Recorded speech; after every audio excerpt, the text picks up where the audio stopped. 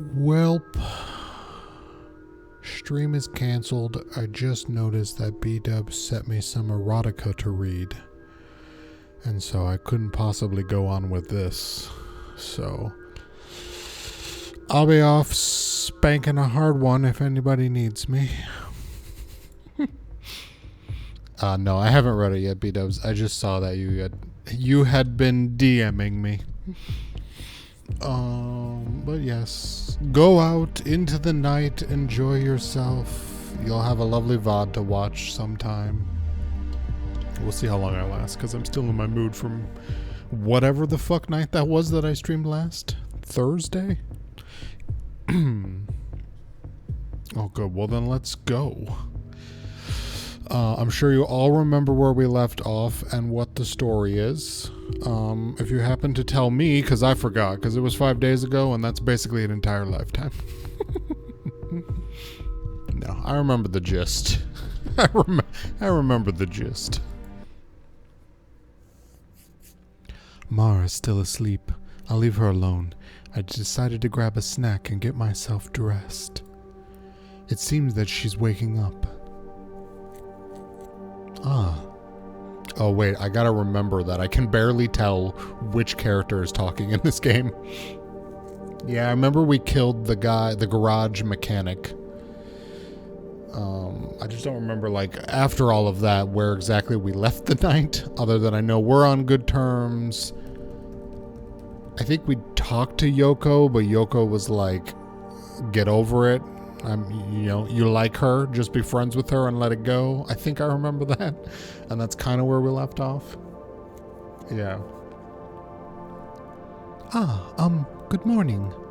Good morning. Is something wrong? No, it's nothing. Do you want some breakfast? No, it's still dark. Why are you up at this hour? I can't keep this up. I need to know what's going on. Something came up at work. I'll come back soon. It's Sunday. Come back to bed. It's my job. Go back to sleep. Mara plops down on the futon again, closes her eyes. Perfect. I rummage through my desk until I find my old Velta pass. I hope it still works. I leave my house and take a train to the police station. I get in from the parking lot so nobody notices me and head to the armory. The guards are quite drowsy. They recognize me, but they don't bother to ask me what I'm doing.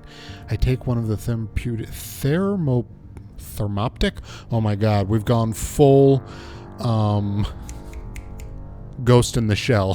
Thermoptic camouflage outfits and head over to Velta's laboratories. It's raining. This outfit isn't as effective in rainfall. I need to get inside. Oh my god, we're just completely ripping off Ghost in the Shell. That's cool. I mean, they did use a quote earlier, so I guess, nods. Trucks seem to be constantly getting in and out, and so I sneak in once they open the gates. 2 guards going to pass by the metal detector. I need to wait until they're done. So, one of the armored trucks that left the lab was attacked by some sort of terrorist group. The thing is, the police went there, and get this, now there's rumors floating about that they were carrying child androids. Hey, are you trying to get us fired? It's a load of shit, don't believe it. But they don't ever allow us to see what's inside the trucks. Don't you think it's kind of fishy? No. I just know that Velta is into some really shady stuff. Then there's that other thing. What kind of terrorist group has enough power to actually attack a Vetla armored truck? They usually have a bunch of escorts. If a manager hears you, move your ass. The patrol isn't over yet. Okay. If they ever attack this place instead of the trucks, I hope we're not on the same shift. Once both guards get out of my way, I finally get a chance to sneak inside the plant. I know the facilities pretty well, so I know exactly where they'd keep stuff they'd rather have hidden. I make my way downstairs until I reach the bottom of the building. An elevator's door opens, and a group of guards emerge. Security down here seems to be tighter. I follow the guards until they reach a wall with a computer. They turn around the corner, but I stay put. I make sure nobody's around and swipe my card. It works. Because even though we've tightened security, we're still fucking morons and we didn't change the passcode of a previous employee. It's pitch black, so I access the computer and turn on the lights. They have a lot of files here. Click. It seems to be some kind of incubation area. I suppose the new creations spend their last development stages here. There's nobody around, but it's likely that they've got security cameras. I need to hurry. I connect to one of the terminals and take a look at the data. Every single subject has a serial number, name, and recipient address. There are different Velta facilities all over the Empire. I know some of them. They never stop their research about self-development into androids. They just keep it a secret. I check every capsule. Each and every android is already in their adult stages, except for the 12-year-old we're currently looking at. Did they find a way to stop the constant thirst from growth and knowledge they experience? If they did, it'd probably be a mistake to destroy all the progress Velta made. After all, science does not require testing. However, I highly doubt that they're doing this solely for the sake of scientific progress. They definitely have a hidden agenda. They won't turn them into blue-collar workers, I'm sure of that. The current androids are already perfect slaves. I walk over to another computer. At a first glance, this one seems to be empty of any files, and that piques my curiosity. There's something different here. Science does require testing, otherwise it's philosophy. A fair point, B-dubs. Did they establish that she used to work for Velta or something? Velta. Wow, I cannot read that word. I think I was saying like Veltra or something last time. I thought so, but I might just be misremembering that. Because she definitely worked with androids in some capacity before starting work with the cops, like as part of their android department. I remember that. And that's the only thing that explains to me how she got the Velta card. Alright, okay, we're on the computer. Mara project. Access denied. I'm a hack in with my neck plugs. Today we carried out the last test using black seeds, which had a 87% success rate, 27% above the results required by the satisfactory completion of the project. A sample and the required data will be sent to Velta production lines for mass production. It is estimated that using this improved black seed model, the terraformation project will be completed within the next 20 years. What are we terraforming? I'm going down the list. All right.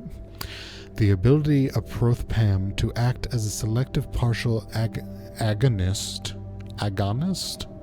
of serotonin receptors, and even as a complete antagonist, if combined with the drugs such as alcohol, has been slightly increased. Its psychedelic effects have been minimized, and it is somewhat less stimulating and positive as long as it is taken in the right doses.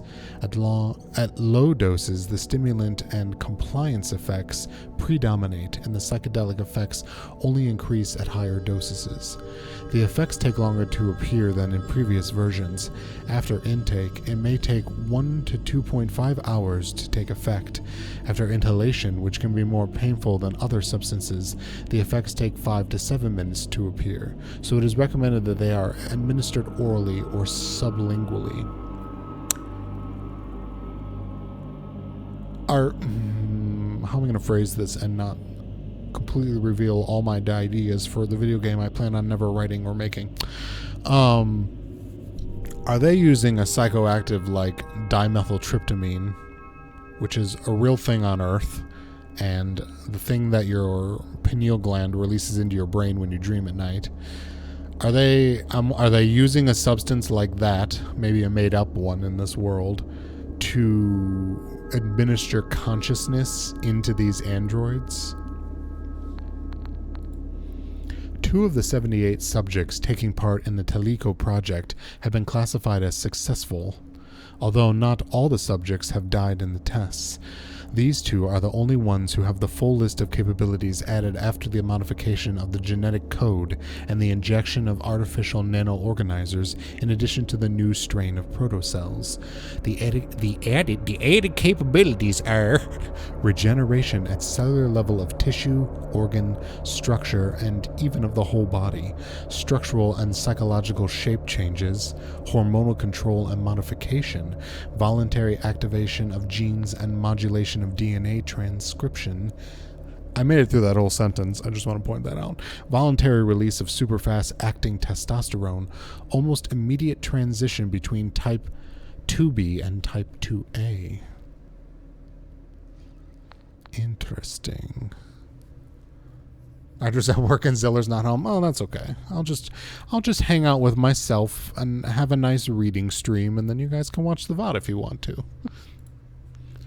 After the data and research from the Witch Project were brought to light, all the staff are being transferred to work on the Project Teleco. Since Teleco seems to be more promising than Witch, the latter's research is being completely canceled.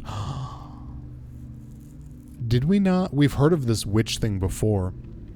I've two running theories. One, I think Celia, our main character, is one of these androids. Because there was that weird scene with, I'm not going to remember her name, but the woman that was brought on to, like, evaluate us while we were on the job. I gave her a really bad British accent. Scylla. We'll probably stick with Celia because that's how my brain's going to keep seeing it. Deborah? Was it Deborah? But yes, that person.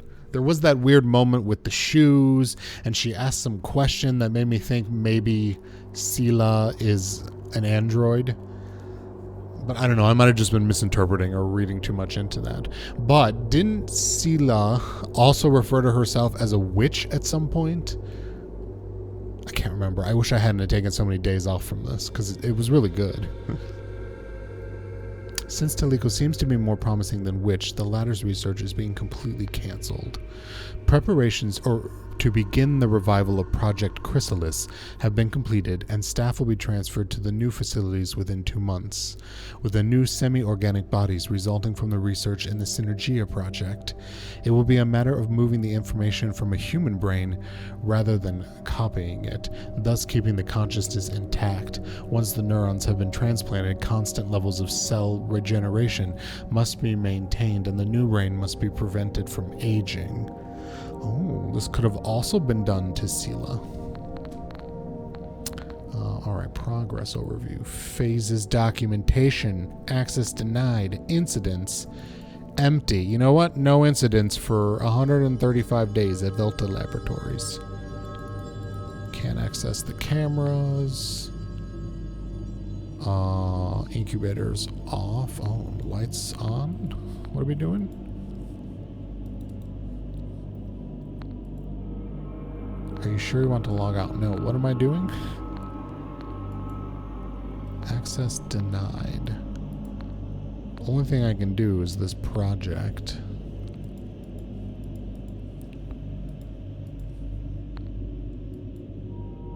Alright, I guess we're logging out. Yes? Mara, I have one of these androids living in my house. Just what did you get me into, Yoko? After then, that. I can only find some information about their hardware, and nothing that proves they're the same Mara I already know. I hear a noise behind me. So, you're telling me the lights turned on by themselves? Yes, and you can check the security camera feed if you've got any doubts. I hope the androids didn't have anything to do with this. Once they leave the door open, I take the opportunity to sneak out of the room without anyone noticing, and take the same path I used before to exit the building, donning my invisibility cloak, even though Hermione's feet are still showing underneath it. We've grown so much over the years. Instead of going back home, I head to Yoko's shop, still wearing the camo outfit. The shop's closed, but the lights are on. I walk closer and slam on the shutters until Yoko rolls them up and lets me in. Hello, hotties. No. Ladies, you may leave us. Oh, wait, how old are these people? Shit, am I in trouble already? Sila. What you doing here at these hours? And what's with the getup, huh? 3 other figures are with her. One of them is wearing her gang-typical red clothes, probably her underling. I can't see the other 2, but they're hot! I try to look at their faces, but they stay in the dark. One of them whispers something to Yoko before leaving the store. How could you sell me a stolen Velta android? Did you know she has singularity? Do you even realize the kind of trouble I just got into thanks to you? Yoko's minion approaches me, but she stops her. Chill, it's Scylla. I've told you about her before. Leave us alone. Oops. I skipped a line. Yoko's minion approaches me, but she steps off. Chill, it's... Oh, no, we already did that. I thought I skipped something, but I guess not. Yes, ma'am. Oh, this is like a peppermint patty and her little friend from the Peanuts. What the fuck is Project Mara? How did you know? I knew it. I was sure you knew about it. What the hell's going on with you? Why do you have an illegal android, and why did you sell her to me without saying anything? Well, it's a long story. I know you're all interested if you hear me out. Go ahead then. Tell me why I shouldn't just arrest you right now. Oh, did you come to arrest me? Oh, that's rich, bitch. Of course not, but still, you need to explain yourself. It all happened around a week ago. Someone reached out to me, some kind of hacker from the Yellow Sea. A hacker from the rebel army. I feel a lot safer now. They might even sentence us to death for working with the enemy. This is great. The thing is, he asked me for help attacking a Velta truck. At first, I didn't accept his offer, but he convinced me he'd divert the convoy from their route. And that's what happened. The attack went good, and we stole from 4 androids. I looked around the truck, and they were carrying pods with androids inside. I thought it'd be fancy 5th generation ones. All I had to do was forge a license, and then I could sell them on the black market, you know. Why am I not surprised? We took a capsule to my store, and I opened it up to see how it looked. Then the hacker talked to me about Project Mara, some kind of controlled singularity, but I don't really know anything else. You sold her to me even though you knew she had a singularity. But that ain't a bad thing. Just listen to me. It seems Velta was still working on singularity even after the 4th gen disaster, but with a different approach. They call it synthetic intelligence. Just think of it like a baby. They don't know anything. They act like other people because they mirror what they see. That's exactly what these machines are doing. The problem is the baby eventually stops imitating and starts to develop their own ideas, because their mind ain't limited to a specific purpose, kind of. But what if an android was able to create their own data? You give them the ability to learn, and that's it. You let them grow and learn, just like a human would. I know what singularity is, I just don't get how Velta managed to control it. Velta created a brain, an empty brain exactly like a human's, with the same limits -1 learning speed. Then they hired actors, simulated an entire environment, and let her grow. They shaped her personality just like a parent shaping their own kids, teaching her instead of adding the data themselves. While Mara learned what she needed, they gradually moved her from one body to another so they could emulate a growth process. They've been developing a perfect human replica for years. So Mara's memories weren't implanted into her brain, but are actually hers? She had to learn everything she knows. Yep. They have a simulation room out in the city. All the androids go there to learn. Even if everything you just told me was true, and Velta somehow managed to create androids and actually souls, what's the point? How does it benefit them? Don't know, but I know it's impossible to hack their bio-brains. I'm sure that's why. I think I know enough. So what am I supposed to do with this android? Scylla, Mara is just like a human. She thinks and feels just like one. Do exactly what you would do with any other person. Mara as a license. I give her one from my other androids. She's completely legal, so they won't find out. So chill. Hang on. I get why you stole her, but why did you have to give her to me and those Velta workers?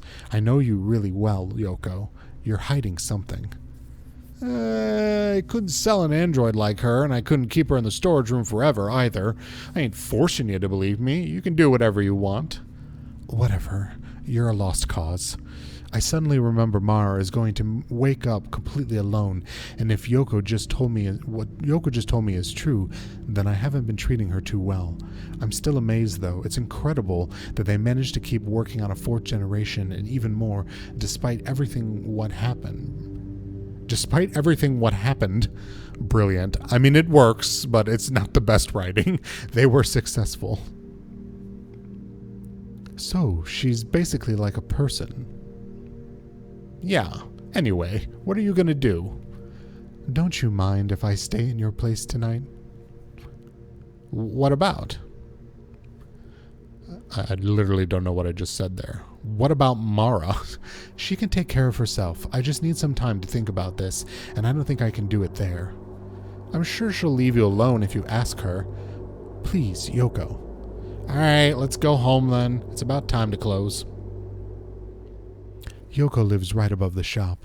We just need to take some small stairs and walk to the building located on the top of the store.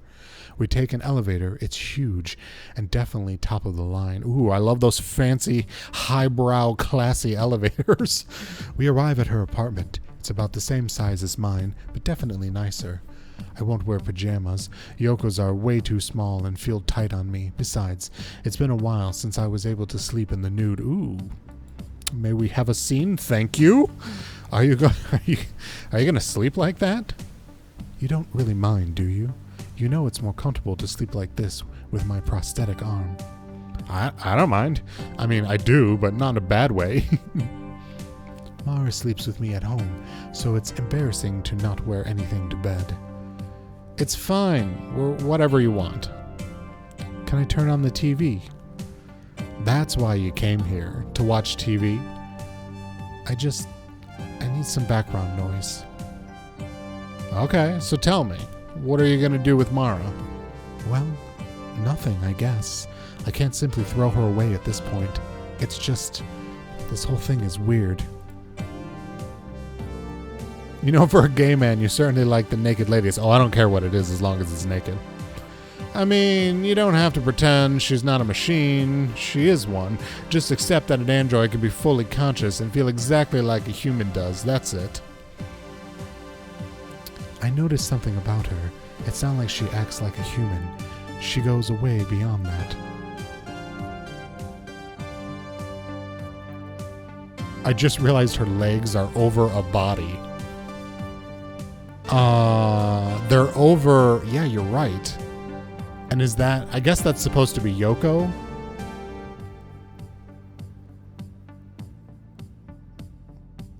It would be weird if it was the other person that was with her, like her minion, so it must be Yoko. Well, Mara is probably the first android with actual feelings in human history. It's normal to find it weird. We don't know what's going on in her head. It's incredible that Velta managed to run this experiment in secret for so long. I'm glad in a way. You and your twisted moral sense. You're not one to talk. I'll remind you that you aren't exactly a model citizen. What I mean is, if Mara is actually part of the latest generation of androids, pretty much human and with a controlled singularity, in the end, maybe all those experiments were really worth it. That's what I've been saying for years. You finally agree with me. But creating an android with a soul seemed impossible just a few years ago. Even now, I'd find it hard to believe if it weren't for the fact I live with one.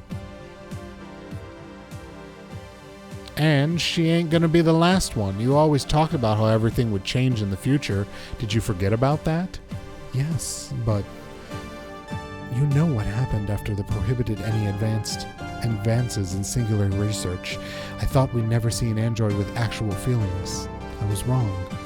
Now that you're finally accepting it, please take care of Mara. I gave her to you because I knew you'd keep her safe, and it wouldn't surprise me if Velta was looking for her. It's fine if you take her outside, or even if they see her, but if something strange happens, or if they try to take her away, give me a call. Fine. You know, I miss sleeping here. It's been a while since the last time I came. I bet it has. We used to spend a lot of time together. We used to do so many things together back then. Nudge, nudge. Love you. You haven't changed at all. So, who's the new victim of your urges? I doubt Mara's into it. You can do whatever you want. She's anatomically... Oh, whoa. Did I get off? I got off track. You can do whatever you want. She's anatomically correct, in case you didn't know. Who knows? Maybe she even has a crush on you. Come on, don't be stupid. Poor thing lived with the same fake family her whole life, you know? I wouldn't find it weird if she fell in love with her sweet, caring mistress. Whatever. Sex with androids is illegal anyway. Nothing really illegal so long as nobody knows. What's legal or not is relative. Who cares? If Mara's self-aware and you sold her and now I'm her owner, does it make us slavers? No way, but still, you should start treating her like a human instead of a machine. Fuck her, it's the only thing humans know. I'll try, but for now, I'm going to sleep. I think you can't accept that you like Mara. I think you can't accept that you like Mara. You've grown attached to her. That's dumb. No matter how human she acts, I can't fall in love with a machine. Except for a Reese's Cup vending machine. It's not like you get to choose something like that, you know? Love just happens. Let's just talk about something else. Whatever. You know I'm right. By the way, Mara broke her hearing mechanism. Don't ask how. I can't simply take her to some mechanic, but I don't have the tools I need to fix her myself. You're right. I know one person who might have what you need, but you need to go to the slums around the docks, right by the sewers. Can you tell me who it is? Because everyone there's either a mugger, a beggar, or part of a gang. Just be careful about him and everything's going to be fine. He's the only one who can sell you those super rare pieces, so you don't really have a choice. There's a catch, though. You got to bring Mara with you, or he'll straight up refuse to sell anything, and keep an eye on him. Fine. After talking with Yoko's latest shenanigans with her gang for a few minutes, we lied down on her bed and drifted off to sleep soon after. Oh my god, I was having this talk with James. He was saying there is some state where anal is illegal, and it was like how they fuck and they're gonna know. Yeah, well, sodomy is illegal in a lot of Illinois states, I believe. There's a lot of laws, though, that aren't really enforced anymore. So I know there are people who fell in love with machines and dows. Oh yeah, I know.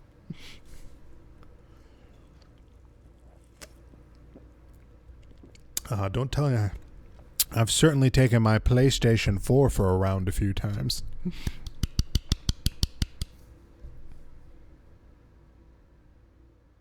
Is it illegal in a lot of Illinois states? I don't know if Illinois specifically has that law. I don't know. Maybe they're all gone now. I don't know. But they were very old laws that, again, I don't believe were really enforced. But possibly.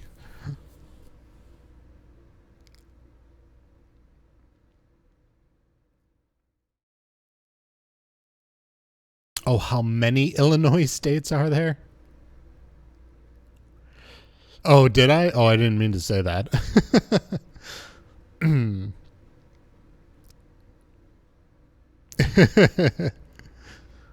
It's dawn already.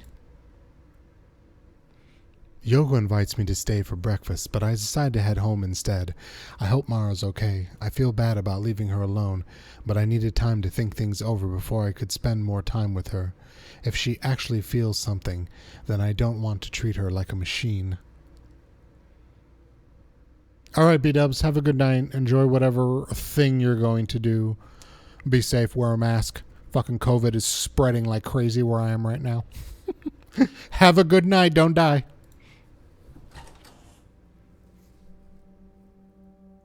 I arrive at home, but Mara's nowhere to be seen in the bedroom. I see some light coming coming from the bathroom, so I open the door and take a look inside. Mara's right there, taking a bath, eyes closed. When she hears the door, she looks up to me, and her face flushes bright red. I can't help but stare. I'm afraid to click. I know the official rule with Twitch now is that you can show nudity and things as long as it's a mandatory part of the story and you're not dwelling on it and shit like that, but there's been a lot of boobage in this game. Alright, that's not so bad. What are you doing? Get out! I walk out of the bathroom and slam the door shut. I don't know what just happened to me. This isn't my first time seeing her naked, and I know she's just an android, but still, my clitoris is hard as a rock. That's how that works, right? I open the door again. Mara's now out of the bathtub, wrapping a towel around her body. You're a pervert. What are you... I walk up to her, almost as if something was pushing me. I can hear my heart hammering wildly. My arm reaches out to her, and I rest my hand over her chest. Mara drops the towel as soon as she feels my touch. She's warm, and I can feel her heart beating. Oh my god, B-Dubs is gonna be so mad she left at the best time. Everything about her seems just so real, so perfect. I look up, right into her eyes. Everything in the world apart from us vanishes. As I stare into them, I've felt this before. Yep, that's definitely a titty. Now, no, I already learned my lesson. It won't happen again. I can't let it happen again. I turn around and hastily walk out of the door, looking down the entire time. I close the door and lean against it. Did I just rape her? Because we've established that she's sentient, and yet I still didn't ask any sort of consent in that whole touching ritual that just happened. Just get dressed already. After a few minutes, Mara comes out of the bathroom fully dressed, although her hair is still damp. What was that? I'm sorry. We both stare we both stay quiet for a few seconds. Where were you? At Yoko's. I wanted to talk to her. We don't dare to look into each other's eyes until a few seconds pass. I was worried. I'm sorry. Hey, there's something I need to tell you. What is it? It's about your past. You're completely aware that you're an android. How'd they explain it to you? Mara relaxes and lets out a sigh at my question. She seems like she's almost disappointed. Dad told me. He gave me this long story about how I was different to humans. And they didn't say anything about you being a special kind of android? No. Am I? I could say you're rare, and it wouldn't nearly be enough to describe you. You're unique. Ah, my. Thank you. Like, you actually feel something when you look at me, don't you? Well, yes. What about you? See, that's the problem. Problem? I mean, it's not like an actual problem. What I'm trying to say is that other androids don't feel anything, ever. Oh, you were talking about that. How do you know? I've talked to plenty of androids, and to me it seems like they could feel. A lot of them, actually. They just emulate it. They don't actually feel anything. But you actually do, I think. Does it really matter? Of course it does. It's what sets humans apart from mindless, soulless machines. Still, I don't think it really changes anything. It changes everything. If something forces you to make a choice, then it means you didn't really make it yourself, so it's basically a lie. Either way, I'm glad you think I'm special. My stomach grumbles. I completely forget how long I've gone without food. That reminds me, I forgot to take the camo outfit back to the station. I left it at Yoko's house. I doubt I'll ever see it again. Mara is now staring at my bookshelf, looking for a specific book. What do you want? Do you have any cookbooks? Mara grabs my hand and takes me to the kitchen. I open a drawer under the countertop and take out a tiny book completely covered in dust. This was already here when I moved in. Mara reads through the pages looking for a recipe we can make with the few ingredients I have in the house. Spaghetti bolognese, without meat. You don't have any kind of meat. So, plain spaghetti? Did we really need a cookbook for that? Do you know how to cook it? No, not really. Elaine always cooked for me. We grab a cooking pot, the only one I have. We fill it with water and put it on the stove. After discussing for a bit about how high we should set the heat, we opt to bring the water to a boil with the noodles already in. Ooh, big mistake. Now what? Do you know how long it takes? The recipe says we have to wait until the water boils. Wait, let me show you something. It should be ready once we come back. Mara heads to the bathroom and comes back with a small plant in a pot. Where did you find that? They taught me how to take care of plants back in the lab. Where'd you get the pot? Where'd you get the seed, for that matter? I stole it, but it was for a good cause. Why would they teach you gardening? I don't know, but they gave different lessons to each and every one of us. How were the other androids? My siblings? Well, I don't know them too well, but I know some of them just went out for walks and chats, whilst others learned to use weapons. And then there were the ones that left the facility every week, but they never told us why. Mara decided to check on the food. I can hear her yelling from the kitchen, "It's burning!" I quickly turn off the cooker and move the cooking pot away. I try to take the noodles out of the pot with a spoon, but I failed miserably. They're stuck. We could still try to eat the noodles on the top. We grab whatever we can salvage and dump it in the strainer. Mara serves 2 plates. Cleaning up the pot is going to be hell. I'd better leave it soaking. That's it. Completely plain. You don't have any cheese, nor tomato sauce. Your kitchen makes me sad. We should have ordered a pizza. Elaine always brought whatever ingredients she needed that day. So you're going back to work tomorrow? Are you going to be all right? Yes, but I won't stay there for a whole day. They only pay me for 4 hours a day. I work more because I don't have anything else to do. I'll come back as soon as my shift ends. Well, that must be nice. Who the fuck is paying for your life? Do your 4 hours a day pay for all this? Because I'm jealous.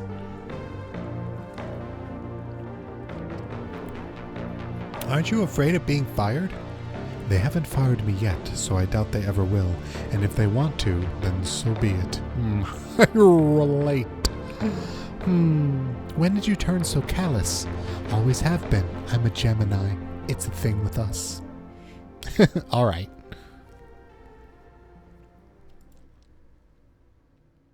Hello. Darla was her name, not Deborah. Okay, B-dubs, as I'm correcting. I'll just pretend that all of you are here. It'll just make it easier for all of us.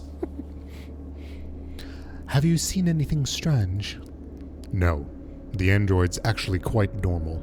It seems that she's started to grow attached to Scylla. Ah, that's good news then. I wouldn't be sure. She's not a companion android. Well, these models can be unpredictable. Still, if she's not following her programming, then it means the project was a failure. Did you see the plant? What about that?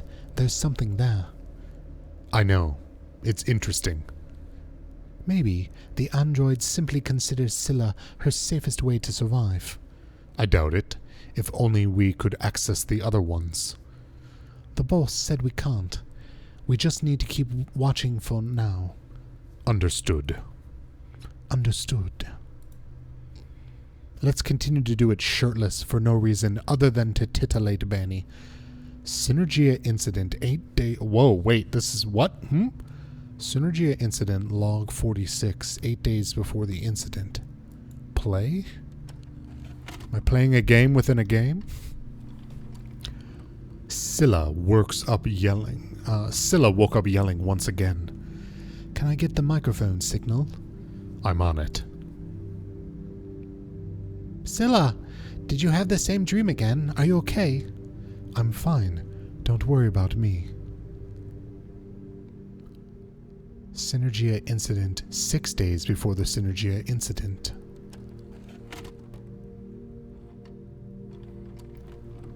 Here.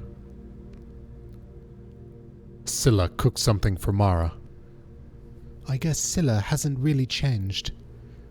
Do you think it might happen again? What happened over 10 years ago? It seems likely. Did you make it for me? Yeah, I thought it'd be fine if I did something once in a while.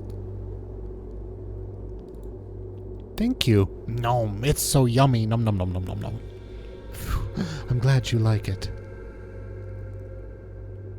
5 days before the Synergia incident.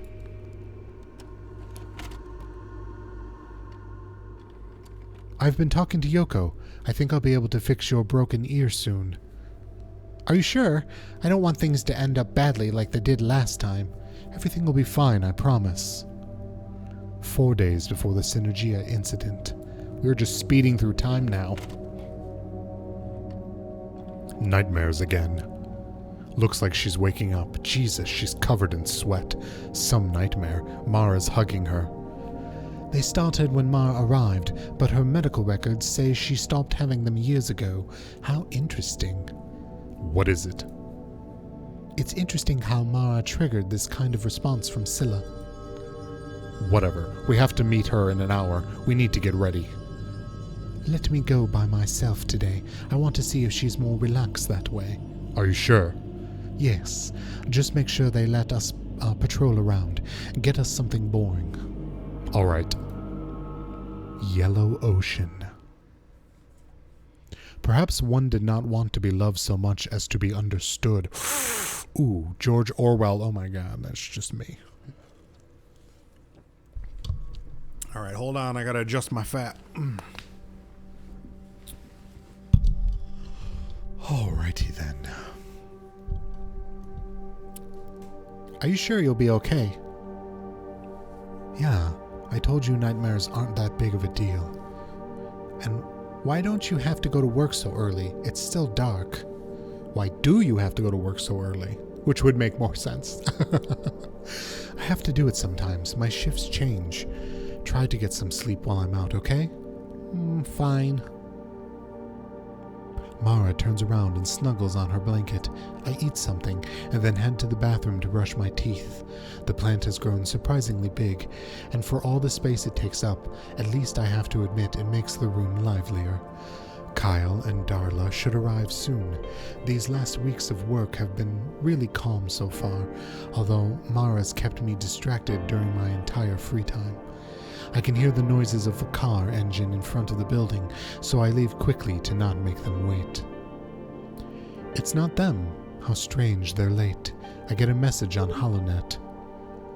Celia, Kyle is in a bit of a pinch, so I picked you up. I'll arrive shortly. All right. I button up my coat. It's a bit cold outside. I'm glad Kyle isn't around for once. I don't feel comfortable with him around. His pecs are bigger than mine. I can't always feel his eyes digging into me.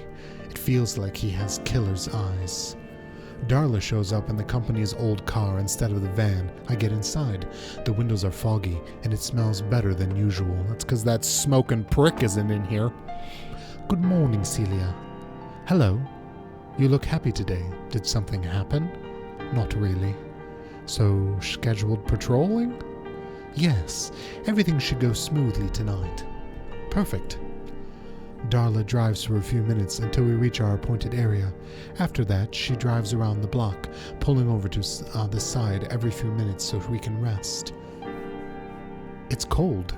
Do you mind if I turn on the heat? Sure.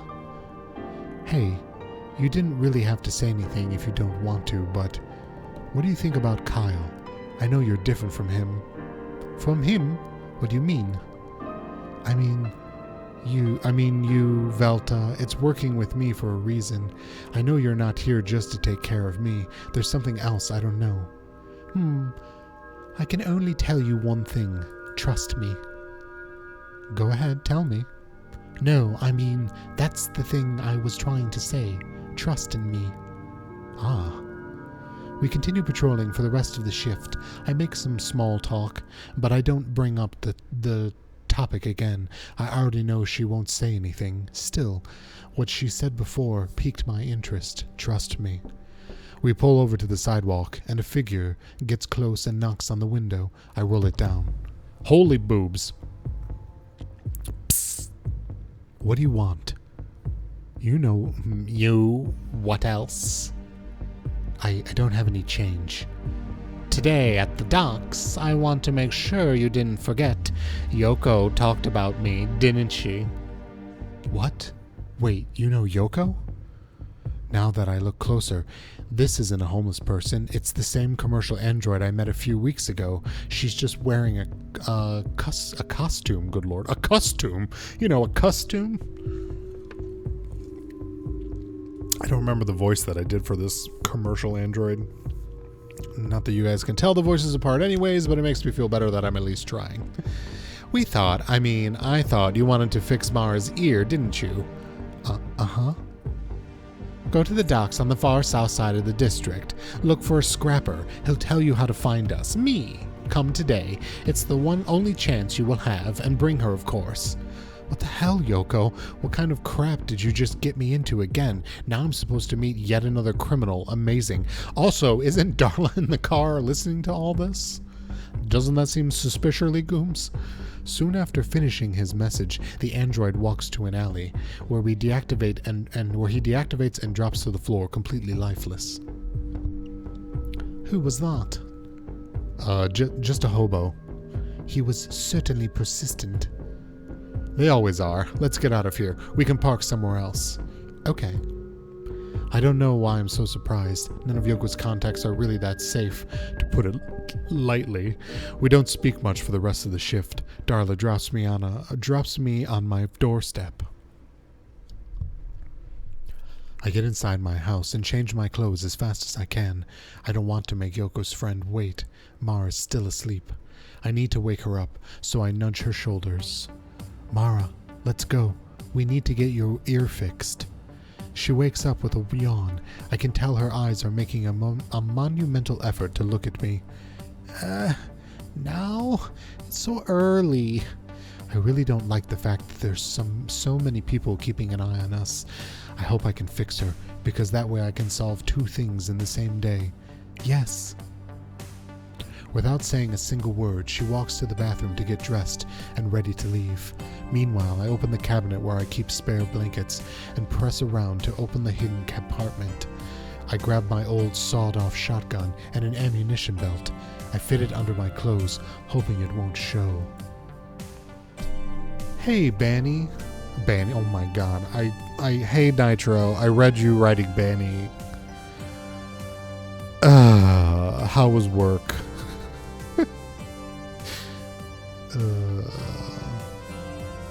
B-Dub said you were working hard. She also said Ziller is in a D&D campaign. That's sick. Hope he's having fun. Hey, Amber. How's your night going? I put the shotgun in one of my coat pockets. I hope I don't have to use it, but the dock area isn't exactly safe. I can hear Mara opening the door, so I quickly close the hidden compartment. I'm ready! We leave my house and walk to the closest station, and we take a floating train to the port area. Everybody's just arriving home. Welcome. Please, go settle in, get your PJs on, go make some food to snack on. If it's 2 in the morning, it's time for coffee, as far as I've learned from Nitro. It's really cold in Europe. That's awesome. It snowed like 10 inches here.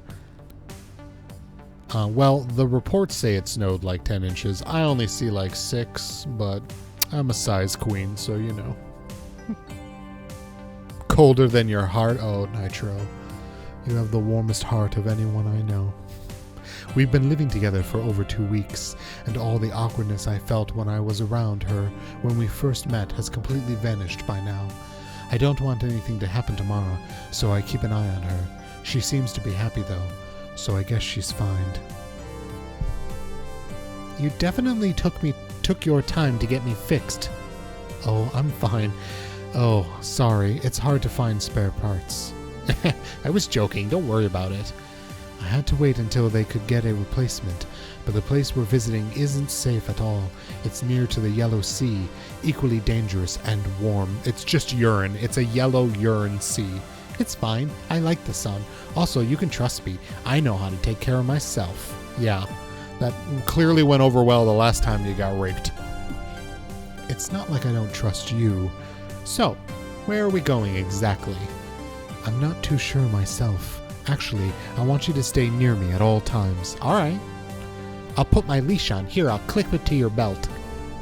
Once the train arrives at the docks, we walk through the rusty, grimy alleyways leading to the market. The locals' eyes are suspiciously, but I don't...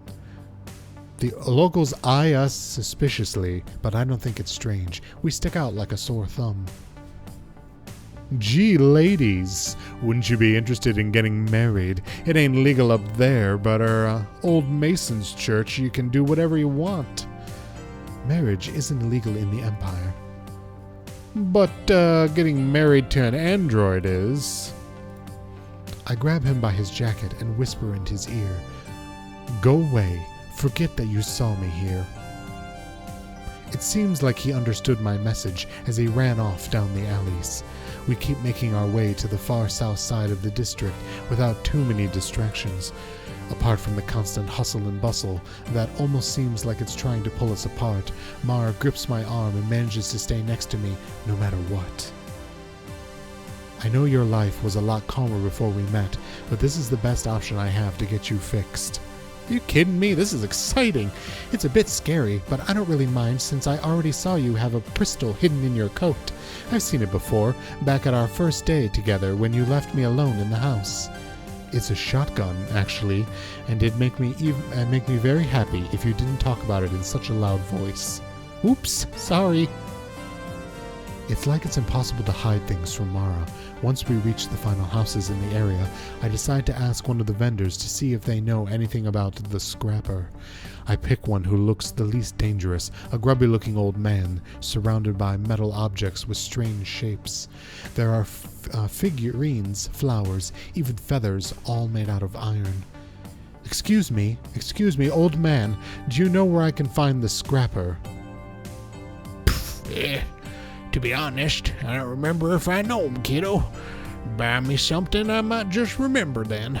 You want me to buy you something? But you're only got junk. Junk? That's enough. First, me ain't no scrappy nor blacksmith. This is art. I'm the medalist. Did you see that sign over there? No. Oh, a piece of trash fell down last week, but 'twas a sign that said metalworking. I ain't no like them rest of idiots just scavenging around the dump. I make art.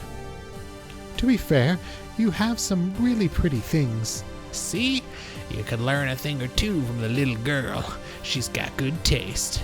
Who are you, by the way?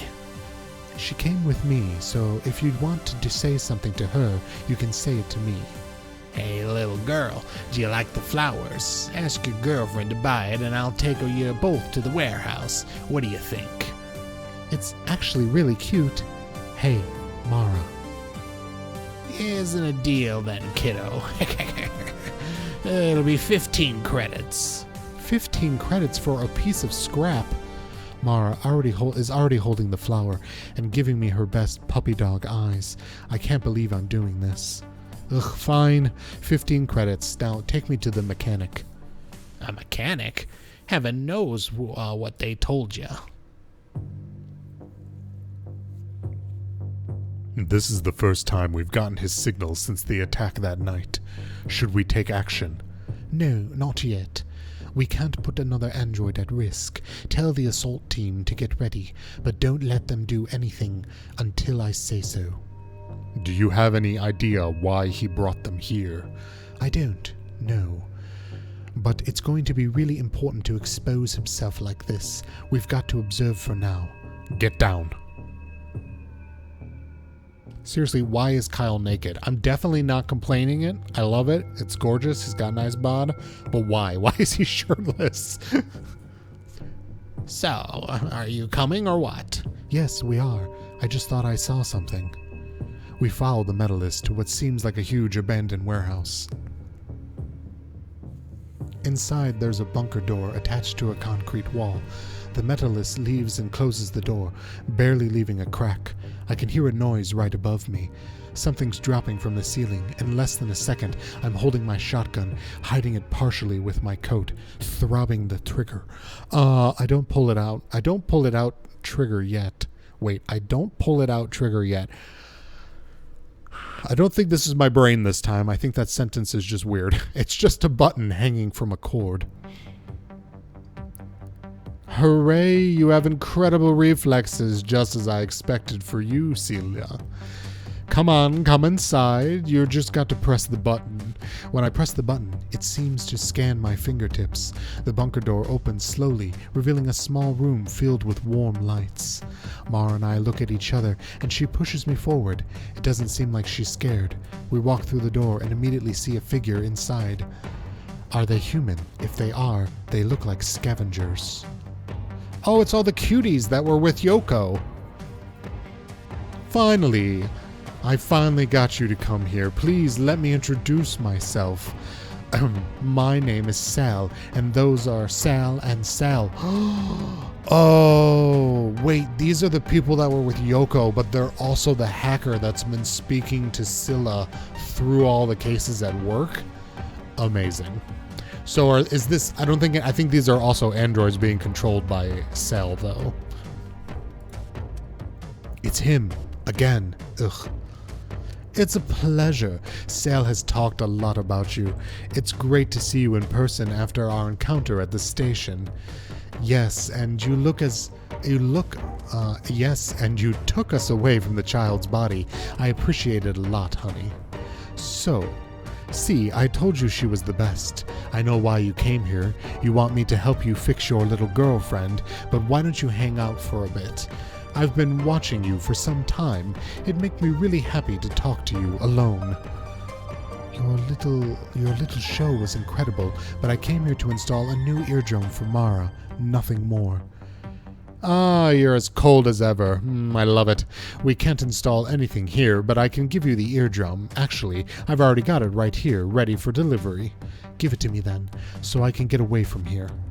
Hey, why don't you talk to us about your girl? She's very special, isn't she? I'd love to have one like her in my collection. Another one. I actually have a lot of them already, but no two are alike. I wonder what Velta's planning to do with them. I take out my shotgun and aim for the smaller one. I assume he's the one talking now. Calm down, Missy. Sal can be very rash at times. We won't hurt you or your partner. We're not raiders. I agree with Sal. She's cute. Well, the both of you are cute, although we can definitely fix the white hair of yours. I could give you a bright pink dye job. It'd look gorgeous on you. Actually, we aren't a couple. And I'm technically not a hacker. All right, you can have your eardrum once you pay for it.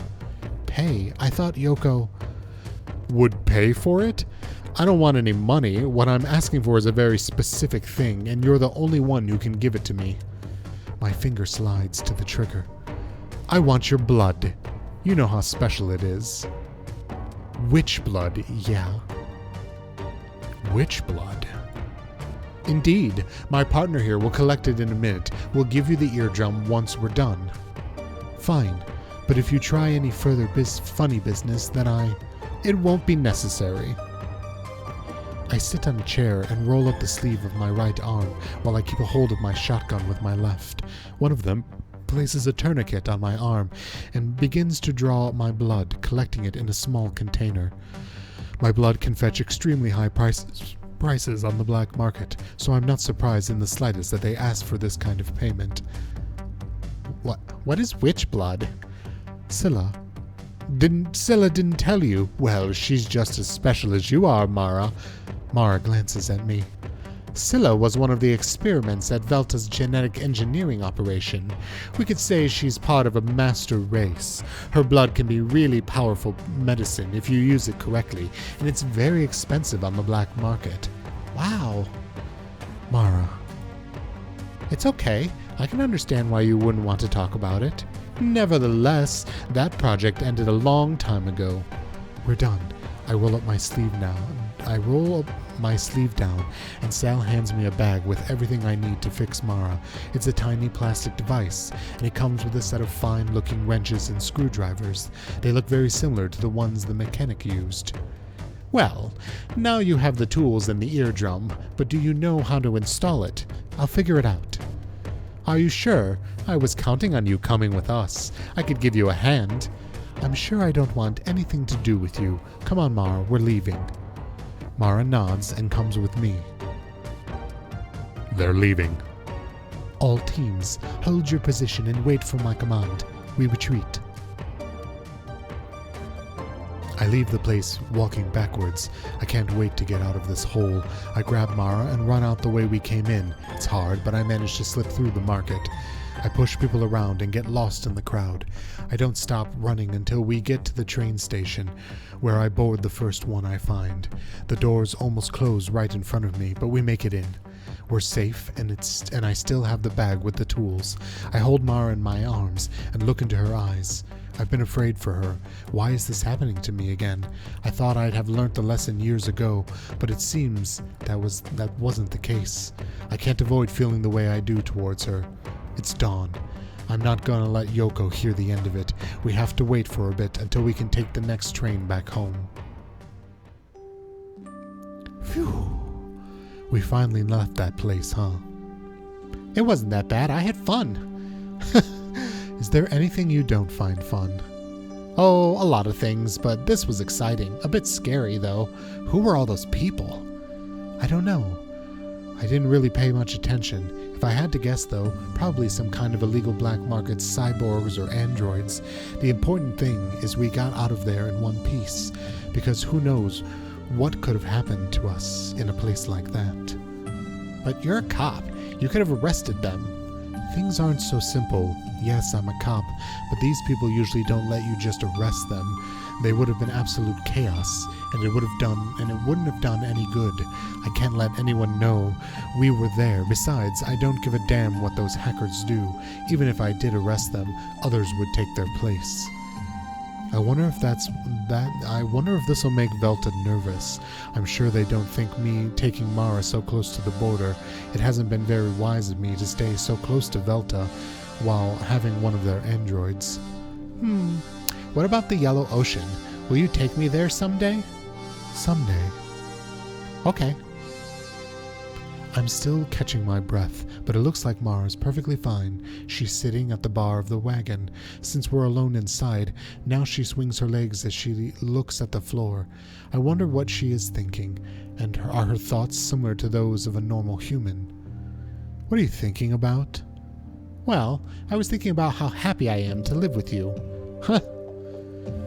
I remember my old family back at the laboratories. Things were fine with them, but I was stuck in the same place, and I could barely leave, and I constantly felt like an object. It was nice, but felt dull. Ever since I came to live with you, I've been doing things I only knew from stories. It's exciting, even if it's dangerous. I'm glad. Here. Her words make me feel strangely happy. I no longer feel like her owner, but more like a rescuer. Maybe it's too self-righteous, but I think I did rescue her, and now it's my responsibility to take care of her. Alright, Nitro. Get those comfy clothes. G-string and a t-shirt, send pics. We quickly arrive at our home. My photo cells are working at full force, so I don't feel tired. Wait, what? We arrive at home. My photo cell. Okay, interesting. Sit down, Mara. I'm going to fix your ear. Now? Okay. Try not to move around too much. Will it hurt? I hope not. Can you unplug my pain receptor or something like that? I didn't think about that. To be honest, I don't want to mess around in your head too much. You're going to have to endure the pain. Why not? I trust you. I know you can do it. I just don't want to do it, that's all. I can't bring myself to do it. I don't want to accidentally break something and change the way she works. Even opening hers scary enough. I'm going to open your skull. Tell me if it hurts. Oh my God, the pain! She closes her eyes, and I hope everything turns out fine. I'm nervous and my hands are shaking.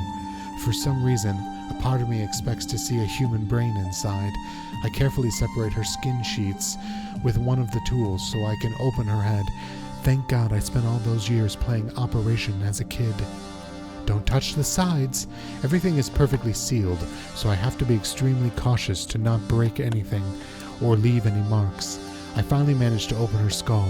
Everything is fully mechanical, but the blood and pulsations are still there. Does it hurt? No. Great. You can relax then. If this didn't hurt, then nothing will. I think you'll only feel pain when something breaks abruptly. Thankfully, her cranial structure is pretty close to Elaine's. Her ear component is right on the outer layer, so all I have to do is take out whatever's left from the old eardrum and install the new one. As long as the new part is fully capable, it shouldn't have any problem with it. How long do you think this will take? It's going to take some time. We can talk while I do it, so don't worry. I couldn't get used to listening to music with only one ear. It feels awful not being able to listen to the surround effect. I looked up at the eardrum band. It's really good. I'm even surprised that they gave it to us in exchange for my blood. I hope they use it as a medicine and not some kind of ritual, but I could expect anything from someone like Sal. What if they use the eardrum to spy on us? Does it really matter? I think they already do so, and I'm pretty sure that we're being remotely controlled, probably very far away from here. Have you thought about why Sal is so interested in you? Heavens no. He's probably just some pervert. He looked too young for a pervert. Like age matters. He probably doesn't look like that android in real life. They talked as if they were a lot of them, but they're all used the same name. I'd rather not think about it. It was pretty creepy. Hey, will you really take me to the Yellow Ocean one day? You've mentioned that a bit. Why do you keep talking about it? If you want to go to the beach, there's an artificial one on the east of the district. It's an artificial lake, but it's pretty big. Don't freak out, but it's just when I was little, I dreamt of a huge sea full of giant yellow waves. Maybe I was seeing the future. Maybe I just had to go tinkle and my subconscious was making me dream of urine oceans. So that's the deep truth of you new androids. You're clairvoyant. Don't laugh. I really did. Maybe I'm just destined to go there.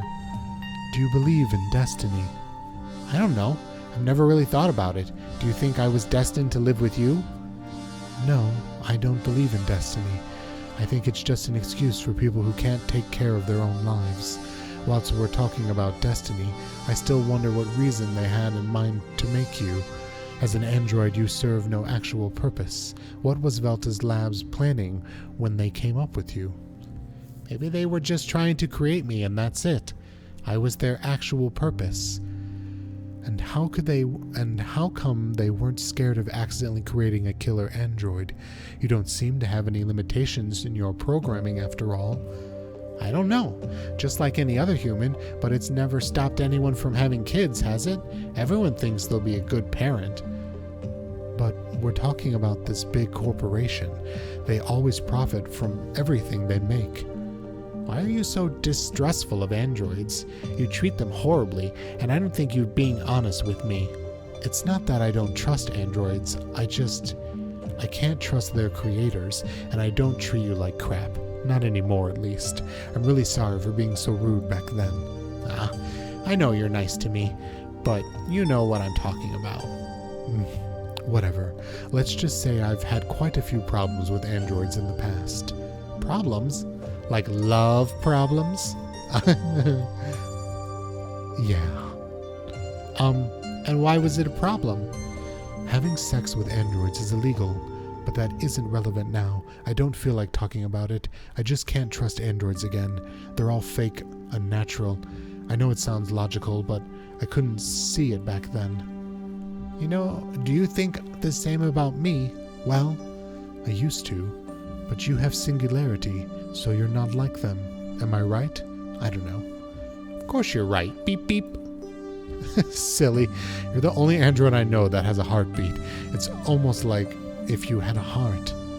Hey, I can hear from the side now. Perfect. We're done then. Let me put everything back.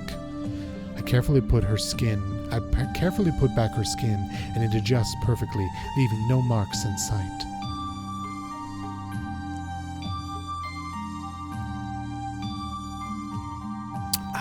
Sorry, I'm gonna have to take drinks a lot because of the throat.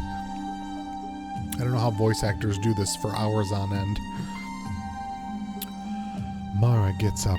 I'm sure she's dying to listen to her music again. Before she can leave, she bends over and plants a soft kiss on my cheek. Ooh! Thank you. Look at me blushing like a cutie. After a few seconds, my brain finally starts to work again. That kiss brought back so many memories, both good and bad. Mara went to listen to some music, and now that both of her ears work, she can finally enjoy it fully again. I decide to head down to bed. It's Tuesday, so there's still a long way until the weekend. I wake up in the middle of the night.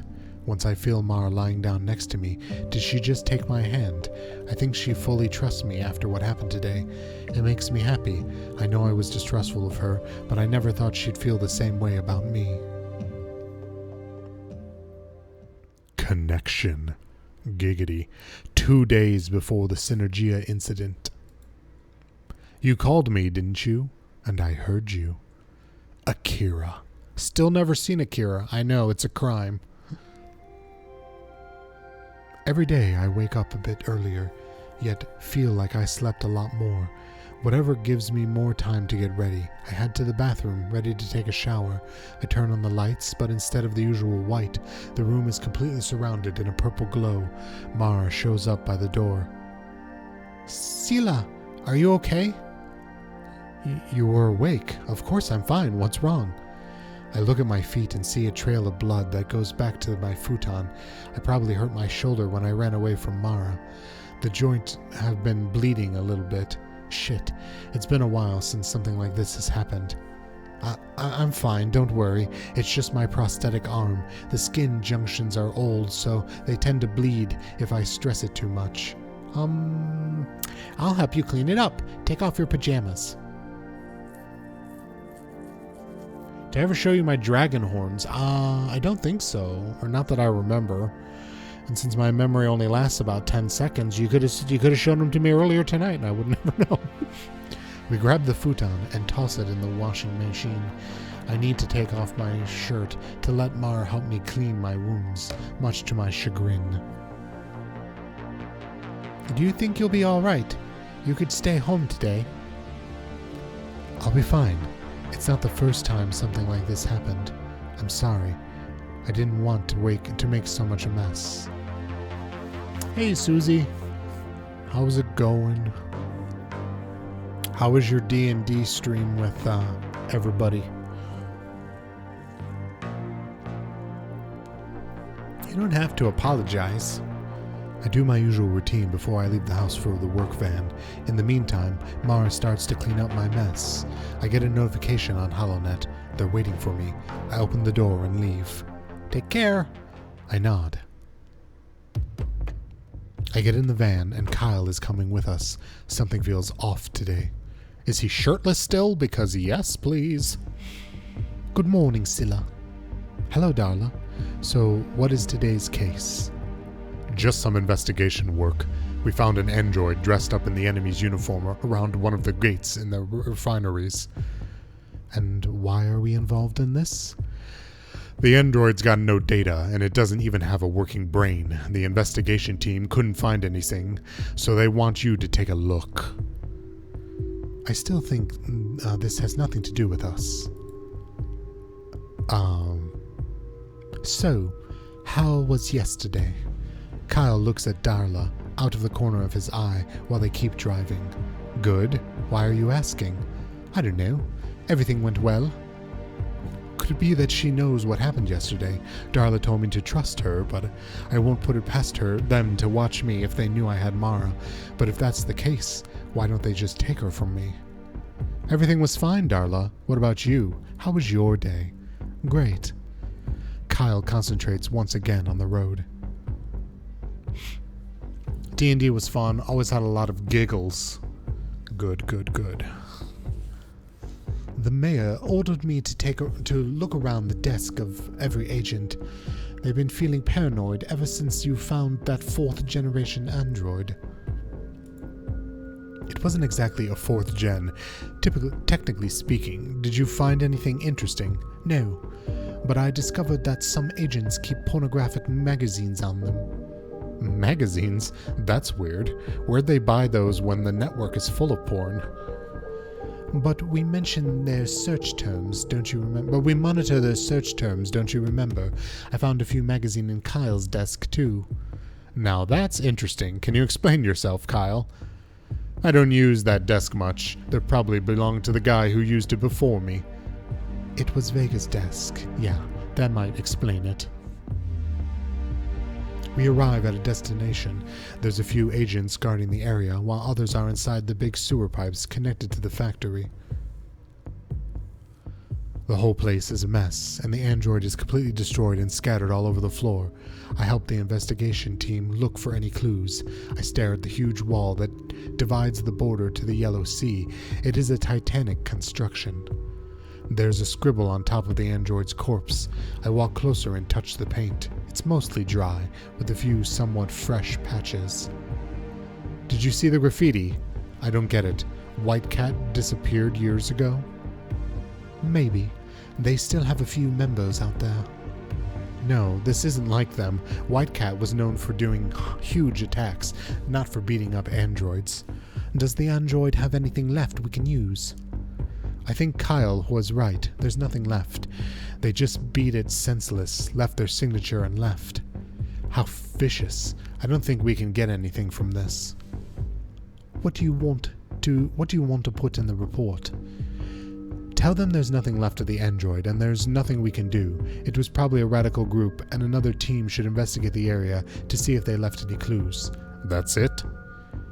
Do you have any suggestions? They don't have any cameras here, nor direct network connections. They couldn't try to look for hairs, fingerprints, and whatnot, but this doesn't concern us anyway.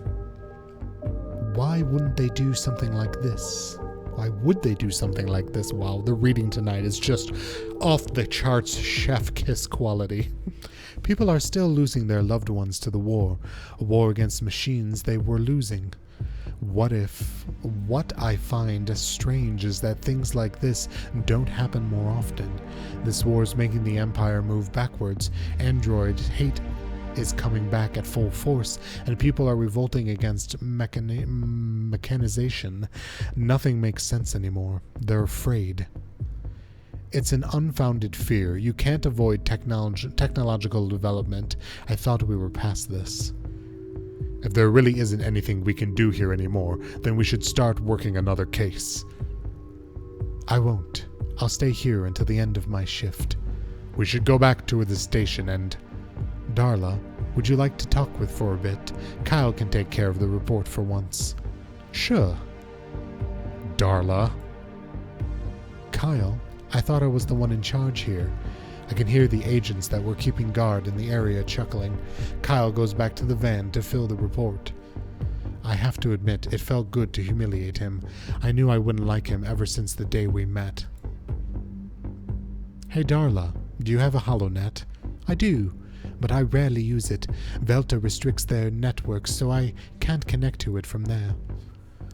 Let's use it now then. I'm going to make a private virtual room and invite you. Join. And then close your eyes. Okay. Darla? Wow, this is amazing. We can talk here. Nobody else can hear us. All right. Though I don't think it's too safe to go around talking with my eyes closed. Don't worry. I will tell you if anything happens. Hey, you obviously don't share Velta's goals, so why are you working with them? Well, that is not entirely true. Come on, Kyle can't hear us here. Open up. I mean, they are the only ones who gave me a chance. That's sad. You're a good girl. Why don't you talk to me about your little undercover operation? I know you're spying on me. There's not much I can do about it. But if you keep bugging me, I will eventually find a way to get rid of you. I know Velta. I worked for them for a while. I already know that. I'm sorry. I can't say anything else. It's fine. It's not you I'm worried about. You're really popular with Velta's security teams. Did you know that? Really? Popular? Yes. Scylla the witch. They always talk about your covert operations and how you fought against the 4th generation. I would say I'm flattered, but all the popularity has been useful for jack shit. I'm still here wasting my talents in this trash team, no offense. I don't get it, to be honest. Why are you here? What happened? I'm just not something I like to talk about. I understand. What have you heard? I heard that you fell in love with Whatever. I don't want to hear it. I log out and tap Darla on her shoulder so she can open her eyes. I think I will head back home, Darla. My apologies. I didn't want to make you remember that. Don't worry. I can really do much here anyway. You're right. Take care, Celia. So everyone seems knows my story pretty well. I'm glad it's just not entirely me, and sometimes it's the script too. I didn't know that. Crap. I think I might pay Yoko a visit. I could use some venting. I take a train. There is only one other person inside. Their face seems familiar. Celia? Conrad? The one and only. It's been a while. I thought you would have gotten yourself killed by now or something like that. You're just as nice as ever. Also, I'm not a corporeal anymore. They promoted me recently. A corporal anymore. They promoted me recently. I'm a sergeant now. So now you're the one in charge of my unit. Yes, it's no longer your unit. Ah. You know, we don't judge you for what happened. Maybe one day you could come back with us. Joel always says that if you were feeling love deprived, you could have asked him. Shut your fucking mouth, Conrad. Maybe you're not under my orders anymore, but I can still destroy you. Hey, are you mad at me? I clench my fist and look into his eyes. Times change, Scylla. Maybe one day they'll see you as some kind of pioneer. Ugh. So, what are you up to now? It's none of your business. I've heard you're a negotiator now. I mean, it's not as exciting, but you could still work with androids. Leave me alone. Why don't you just quit? Well, I wish you the best of luck in whatever you do. I have to get off here. I hope you do well, Scylla. I don't even glance at him when he leaves. To be honest, I had completely forgotten about him and the rest of the team. It's funny, they played such a big role in my life at some point. The train has arrived at my station, so I will try not to think about it too much. I'm heading to Yoko's store, so I walk by the shopping district. The display windows catch my eye, and once I get close to one, I see a familiar-looking silhouette. Is that Mara? Mara? Scylla, what are you doing here? I just got off work. I was going to see Yoko. Ah, why? I have to lecture her about the mess she got me into. I was window shopping. You know how much I like it. I don't know how... I don't know... Good Lord, all right. Drink break.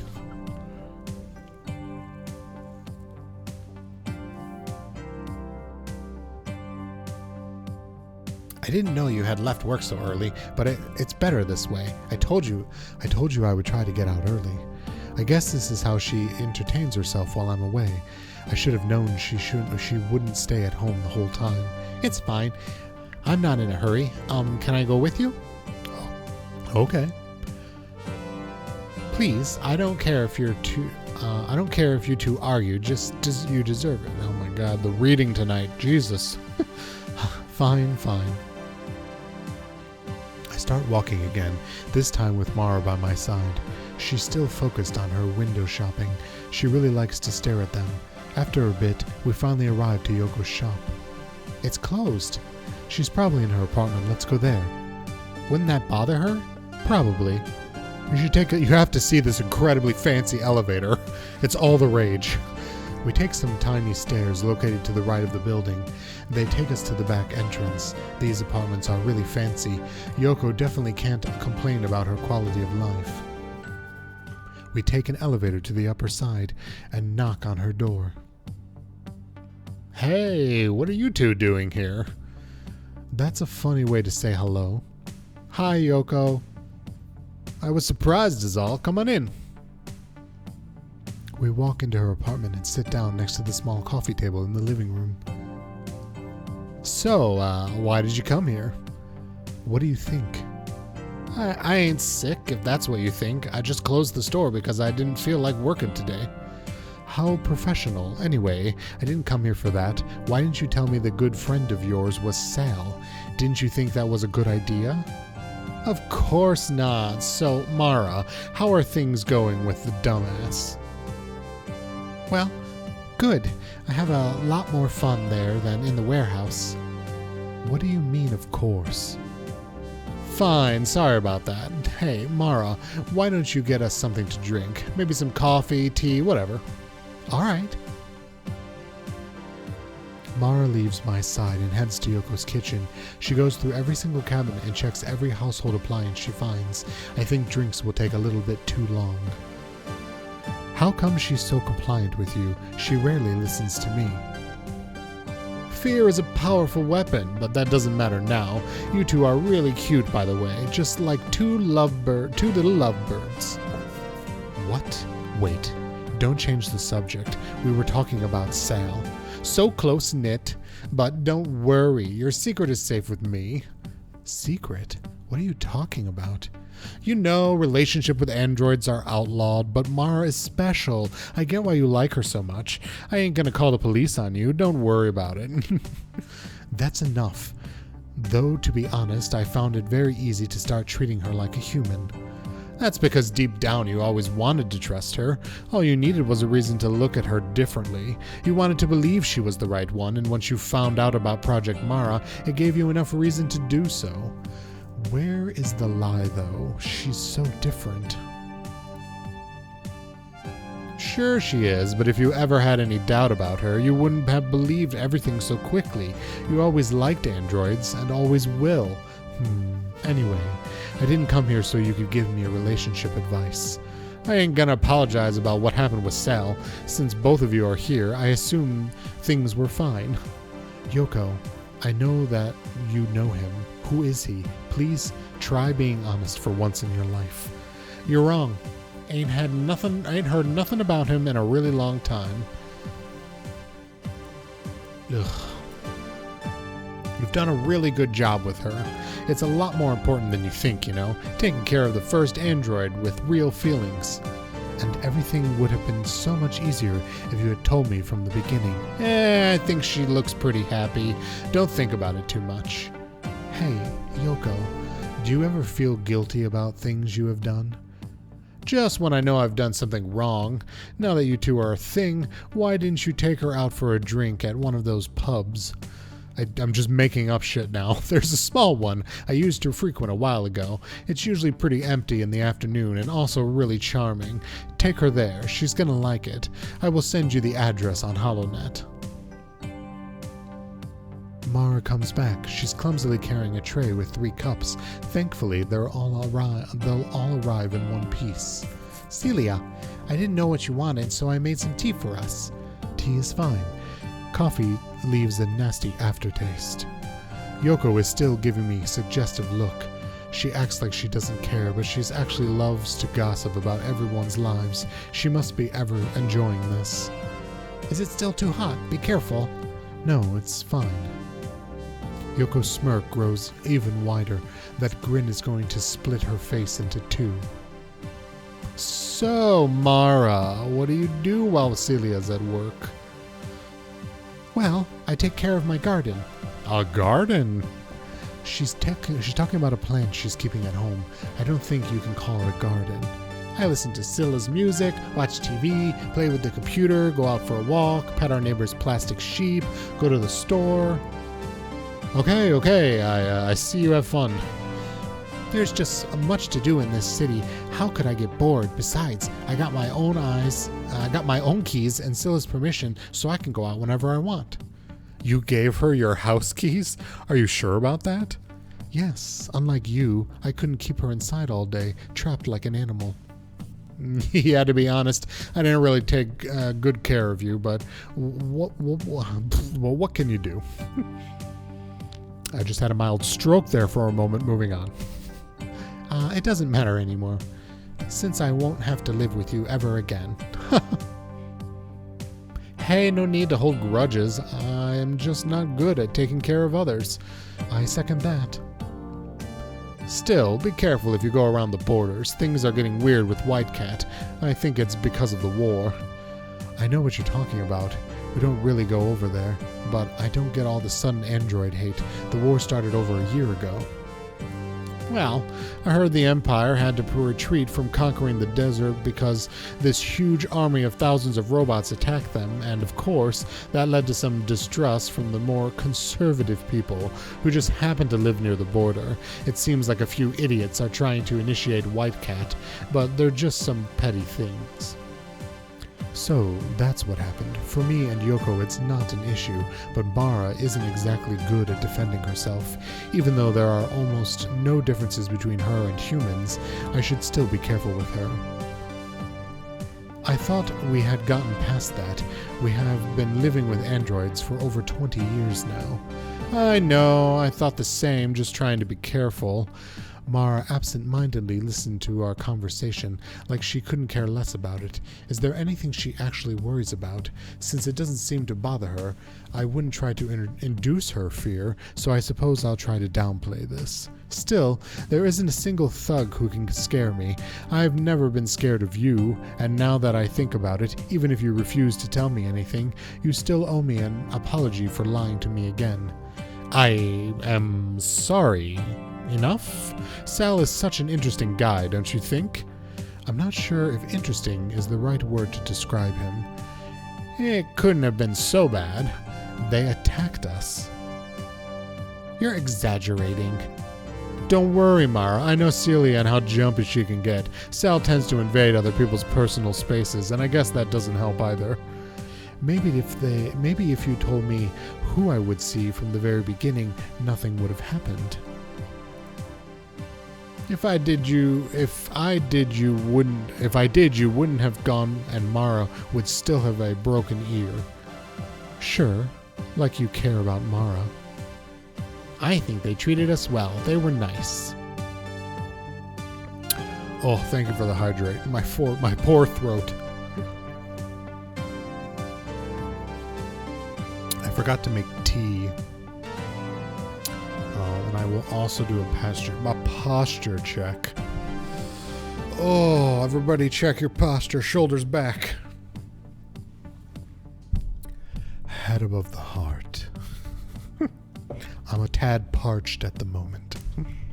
I thought we'd be okay because I didn't do an entire 5 hours of reading Final Fantasy today, like we did last time we played this. Oh, that destroyed my throat. See, Scylla, you need to trust people. Of course, I am the problem. I hope I never have to go there again. Mara throws herself on the couch. She looks tired. Still, he ain't just a hacker. Sal is some kind of overlord beyond the Yellow Sea. Every time I go there, I hear more and more things about him. We already talked about this. We're going to get in a lot of trouble if you keep working with these people. Imperial authorities are keeping an eye on everyone, and they don't hesitate to charge anyone who might cooperate with the rebels for treason. Oh well, at least I could fix Mara. Okay, but I ain't no rebel, so if you ever need my help again, I'm gonna be here. I really hope not. Can you tell me how you met him again? I told you, he contacted me, asked me for a favor, and I asked for one in return. We had a couple gigs together, but that's it. I turned to look at Mara once again. She's dozing off. She's growing extremely bored of this. I should take her back home. I'm heading back home, Yoko. Try not to get me into too much trouble from now on, and get away from that guy. Hey, I ain't gotten you into any trouble. I helped you. Try to use more conventional ways to help then. Mara is anything but conventional. You gotta get used to resorting to super strange ways to keep her safe. If you say so, see you soon. I wrap my arm around Mara's shoulder and carefully guide her away from the apartment to the elevator. She's still drowsy and takes small, slow steps. I call a taxi. I don't think she would like to walk around the train station. It's cold, so I give her my coat. She can't help but fall asleep again. Once we arrive home, I take her in my arms and lay her down on the futon. I change my clothes and lie down next to her. It's still early, but I have work tomorrow, so I don't mind sleeping a bit earlier. Fear. One day before the Synergia incident. Thus it may be known that the leader of armies is the arbiter of people's fate, the man on whom it depends whether the nation shall be in peace. Sun Tzu, j'ai hâte de voir. Once they arrive to pick me up, I say goodbye to Mara and leave, but something is different. When I get inside the van, I notice Darla isn't there. Uh-oh. Hey, where's Darla? They need her help in another division, so they took her to the laboratories. Shit. I guess she was being too nice to me, and Velta noticed it. I just hope she's alright. Why did you take her there without asking me? Didn't you think of asking what I thought about it? You're the squad leader, but both Darla and I are part of Velta Labs. Remember that. Ugh, go fuck yourself. I'm way too tired for this crap. I can't stand how bland this work gets, but I refuse to let them investigate or persecute me in any way. So, what's today's case? A guard android. The police in the area haven't been able to deactivate it. The house owners passed away. They need to clean up the place. Good. It seems easy enough. I spend the rest of the trip thinking of the reasons for Velta to come after me.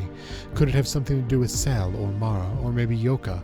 It's not... Yoko. It's not like there are too many options. We cross the district border, getting right into the refugee area. What are we doing here? We are not in charge of this place. All the teams in the area were busy, so they automatically assigned us to the job. Automatically? That definitely sounds like the work of the hacker again. I have to stay alert. We finally reach our destination. It's an old neighborhood in the east side. All the immigrants from the eastern areas live here. What the hell is this? When are androids legal in this district? People here shouldn't even be able to afford them. I know it's strange. I will cover you from the building across the street. Kyle takes his sniper rifle and leaves. I hope he takes his shirt off. I get into the building. The stairs are very narrow, and I can barely fit on in. Still, I can't help but like this place. It reminds me of something, though I'm not sure of what. I find the android just after crossing the door. Welcome, Scylla. I suppose I don't have too much time until your buddy positions himself. A samurai?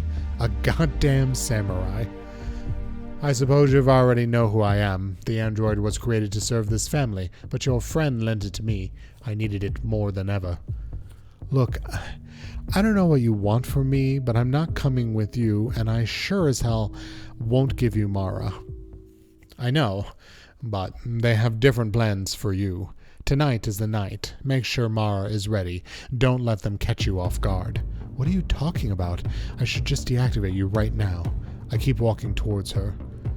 You know, the last time at the factory kinda left me wanting more. I'm growing really tired of your crap. Celia, I'm almost there. Is everything all right? Everything's going fine, don't worry. In that case, I will have to stop you. I really don't want to hurt you, but I need this body. I'm very close to the android. He already unsheathed his sword and is on guard, ready to defend myself. He's the one who makes the first move, striking vertically. Too bad for him. I've been trained to dodge edge weapons. I effortlessly avoid the attacks. I can already feel my protocells working. Tonight, I need this body to protect you. I don't know what you're talking about. I don't need anyone to protect me. His sword clashes against my metal arm without leaving a trace. The blade is completely dull. He's holding back. All of this is happening because you refuse to come with me. Me? Trusting a rebel hacker? In your dreams. He has changed his approach. Now, instead of making me waste my time, he's trying to run away. Don't let him run away. The android walks to one of the windows, but I manage to grab him by the neck. He's very heavy, definitely a combat model. I can barely stop him, but I succeed in making him turn around. I give him the Vulcan death pinch, right on the neck nerves. He throws me to the floor, but I roll over and stand up on my feet once again. I pull my gun and shoot him in the legs. Now, you're going to screw everything up. The bullets barely wounded his calf, so he's still able to walk towards the exit. Just when he's about to leave, I hear a loud gunshot. His back suddenly shatters into a million pieces. Got you, Celia. Are you okay? What happened? I'm fine. The android turned hostile. I'm coming. Wait for me inside. I sit and wait for Kyle. Maybe I jumped the gun a little bit, but there's no turning back now. Now I know why this place looks so familiar. It was Yoko's old house. It's been years since the last time she was here. It's too much of a coincidence. I know Yoko is behind this and everything that has happened so far. Celia, I have already informed the headquarters. They are sending a tech team and some backup. Are you okay? You're bleeding. Yes, it's nothing. I probably cut myself when I was struggling with the android. I'm going to call an EMT. I stay there for a few hours, analyzing, going through the android's body. It's a model from a few years ago, a high-end one, top of the line when it comes to combat androids. He could have easily crushed me if he wanted, but he didn't. Kyle's rifle must be really strong to make him explode like that. Before I can leave the place, I see Darla walking into the building. Ah, hello, Celia. Darla, I was surprised I didn't see you before. I had to help out with something at the labs, but I'm back now. Did you miss me? Yeah, surprisingly. I'm glad to know that they didn't kick you out. Both Kyle and I will eventually leave, but please, remember that. I know. Whenever that happens, maybe we could hang out, just the two of us. Only if you want to, of course. Yeah, why not? Please rest. I can tell you have been really busy today. Kyle can fill me in. Take care. They are finally letting me go back to home. Once again, my exit is interrupted by someone I know walking into the building, Yoko. Whoa, what a surprise. It's my old house. I come as soon as I heard something. What was going on here? A combat android went crazy. Was it yours? Of course not. I walk up to Yoko and grab her by the jacket. I try to lift her off the ground, but I give up as soon as I remember she's a cyborg and weighs 100 pounds. Yoko, I've had enough of your bullshit. Tell me what's going on right now. Scylla. I let go of her jacket, but I stay close to her. I would tell you if I knew anything, I swear. You're my best friend. I would never put you in danger. It doesn't matter who asked me to. I think you have put me in danger more times than I can count, but let's say you're telling me the truth. Then what's it going to be? What's going on here? I know that android was yours. You can't convince me that it appeared in your house by sheer coincidence. Fine, the android was mine. He was there to protect my parents. I was the one who put him here in charge a few years back. I was afraid of something happening to him, but my parents died some time ago. And you just left the android there alone? Yeah. I completely forgot about him. Shit, Scylla. Just trust me for once. It wouldn't be so hard to trust you if you hadn't lied to me every time I asked you what was happening. You can't trust me. You can trust me now. I'm telling the truth. Ugh, fine. So what are you going to do now? Neither the house nor the androids have any traces of me. I just came here to see what's happening. There's nothing to worry about. Get on my bike. I'm going to give you a ride home.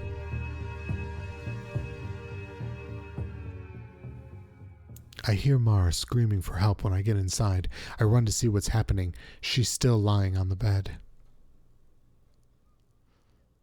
Free ride, take it easy. Oh, sorry. Mara, you're fine.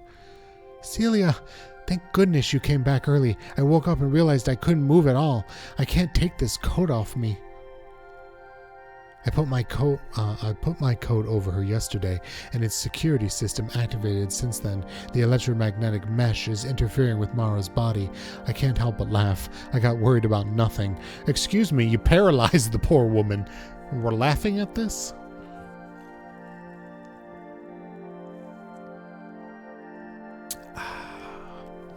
What are you laughing at? Get me out of here. I wipe a few tears from the corner of my eyes and bend down next to her. A jacket with a security system. Shit's intense for the future. Yeah. I mean, I'm guessing because she works with androids, it's a defense mechanism. Like, if something goes out of hand, the jacket will, like, electromagnetically interfere with them in some way. That would be my guess. Also, hey, Matrix. I actually can't. You need to relax so the fabric unblocks itself. Wait, what? Wait, what? You need to relax so the fabric unblocks itself, or you wait until it runs out of batteries. It's specifically made to block android attacks. Called it. Sounds weird, but called it. How can I relax? How can I relax when I'm trapped here? And stop laughing. I'm sorry. I sit next to Mara and pull her towards me. I stroke her head, hoping that helps her calm down. Mara stays completely silent, and after a few minutes the coat unblocks itself, though I keep caressing her for a bit longer. To be honest, I feel really calm right now as well. This feels almost liberating. You should have gotten a fucking cat, Scylla. I had a tough day. Things are getting ugly. I don't know. We might have to leave this place. Mara only hums in response, to let me know she is listening to me. She's so relaxed she can't even speak. If I keep doing this, she will pass out again. Are you scared? We could find a new place to live, start everything over. Mara sits up all of a sudden and gazes at me. She kisses me on the lips, while my eyes are still wide open. I stand up in complete disbelief. My chest is full of mixed feelings, but no feelings bigger than fear. What the hell are you doing? You can't do that. Why not? It's illegal. Do you have any idea what trouble it could get us into? I will not let this happen again, so don't you dare. Mara stands on her tippy toes and kisses me again. I love you, Celia. I've loved you ever since I entered your house. Actually, I knew I loved you even before I met you. I try to say something, but not a single word can leave my mouth. I just feel like crying. I can't hold it in anymore. I start drowning in my own tears and sobs. Mara pulls my hand to make me sit down next to her again. I wipe my eyes and carefully take my coat off before bending down to her height. She's still waiting for a reply. No one can know about this, okay? Know what? You know what I mean. I just want to say it. Nobody can know we're together. Does that mean you love me too, even if I'm an android? I nod, my tears threatening to fall again. What do you mean you knew even before we met? Remember your dream, the reoccurring one? I know what it means. What does that have to do with anything? You're chasing somebody in the rain, then you aim your gun and ask them to stop. Yes. Who are you chasing? I don't know. I've never seen their face. I know you can remember. Just try to. There are two people. No, wait. A human and an android, both members of your old squad. One of them betrayed you. How do you know that? You shot them. You were completely terrified. It hurt to see what was happening. In the end, both of them died. Velta Labs decided to hide it and baptized you against your will to prove your innocence. It's true, all of it. I buried it deep inside my mind. I just didn't want to remember it. But what happened? How could Mara know? They hacked the android. It seduced you and you fell in love with it. How do you know all this? Very few people know. I read it some time ago in Velta Labs records. They created me, remember? Did you know who created you all along? Uh-huh. I can't understand a thing. Celia, I'm sorry I lied to you, but it wasn't really my choice. You'll also have to forgive Yoko. She was working with us from the very beginning. With us? Squeeze me? Us? What do you mean? Does anyone ever tell me the truth? I understand that you will feel frustrated, but You aren't yourself. You've always been a reluctant heroine, but a heroine after all. Please, take this. Mara puts her palm in front of me. There's a red pill in her hand. Holy shit, we're leaving the Matrix. It's happening. You've been under the suggestion of the Empire for many years. I knew there was something wrong with you when I saw you having those nightmares. Please, take this. How do you know you're telling me the truth and this isn't some kind of sleeping pill or even poison? Don't give me that. I know you trust me, and that's what led me to take this decision. You told me earlier about moving somewhere else, didn't you? What if I told you that I'd planned the same thing for a long time? I take the pill, I put it in my mouth, and I swallow. Thank you. It'll take a few hours to work. That pill is designed to remove the prothopam from your blood. Soon, the doubts, the anxiety, and everything that anguishes you will disappear. Well, maybe not everything, but you'll be yourself again. Okay? I've put my trust in you. I only hope that you're not actually like Yoko. Now tell me the truth. I won't lie to you again, especially now you've taken the pill. You see, this was all Sal's plan. Sal? So you know each other. We're brothers. Well, technically we're the same person, but not really. Wait, the same person? Yes. I can't tell you much because I myself have been apart from him since I left the capsule.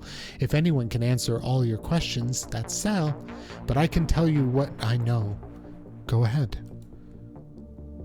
Velta's been secretly researching and developing new androids for years. Both Sal and I are the result of that research. I didn't know about this until not so long ago. Androids with singularity. Why? I thought the disaster a few years ago taught us a valuable lesson about why they're dangerous. Well, I guess it was too juicy of an opportunity for Velta to miss. Let's just say that one way or another, I ended up developing my own way of thinking without Velta noticing. I also managed to influence all the androids who were with me to help find you, but how they did it's something I don't know. This is confusing. You see, Velta's created a new system to control androids with singularity. It's a series of machines that modify our memories, our minds. All I know is that they transform the data into images, which are then implanted into the brains of all androids connected to them. I simply introduced my feelings for you into one of them. The next things I remember is waking up in Yoko's warehouse. But how did you know about me? How could you fall in love with me without even knowing me, meeting me? There were a lot of nude photos, and let's just say I like to wank it. I felt alone, locked up in Velta's facilities. When I got access to the net, the very first thing I did was look for someone to be with. You were booked for a crime as simple as loving an android, so I couldn't help but be curious and look into you. I guess it was love at first sight, because after that I couldn't stop thinking about you. It sounds a little silly, I know. How romantic. She's a stalker. I understand. Well, I don't really understand it at all, but I guess it's something. And why did you hide all this from me? You already know I didn't hate androids, so why lie to me? Well, when I woke up from my lethargy in the transport capsule, Sal had already prepared an intricate plan to get you out of the district. So, from the beginning, this has been a rescue plan to escape the Empire, the impossible love that has to escape. It almost sounds like a movie. I know. Sal gave me this pill when we went to get my spare eardrum. Actually, everything was his plan from the beginning. The fact that my ear was damaged was no more than a very convenient accident. He would have found another way to take us to the docks, and I would have helped him. He offered for me to leave with him. Was that his plan? It didn't sound very effective. No. Whether or not his plan has worked is something I don't know, but I do know what he's going to do now that you refuse to go with him. Well, if he'd told me all of this, maybe I wouldn't have refused outright. Oh my god. Drinking break.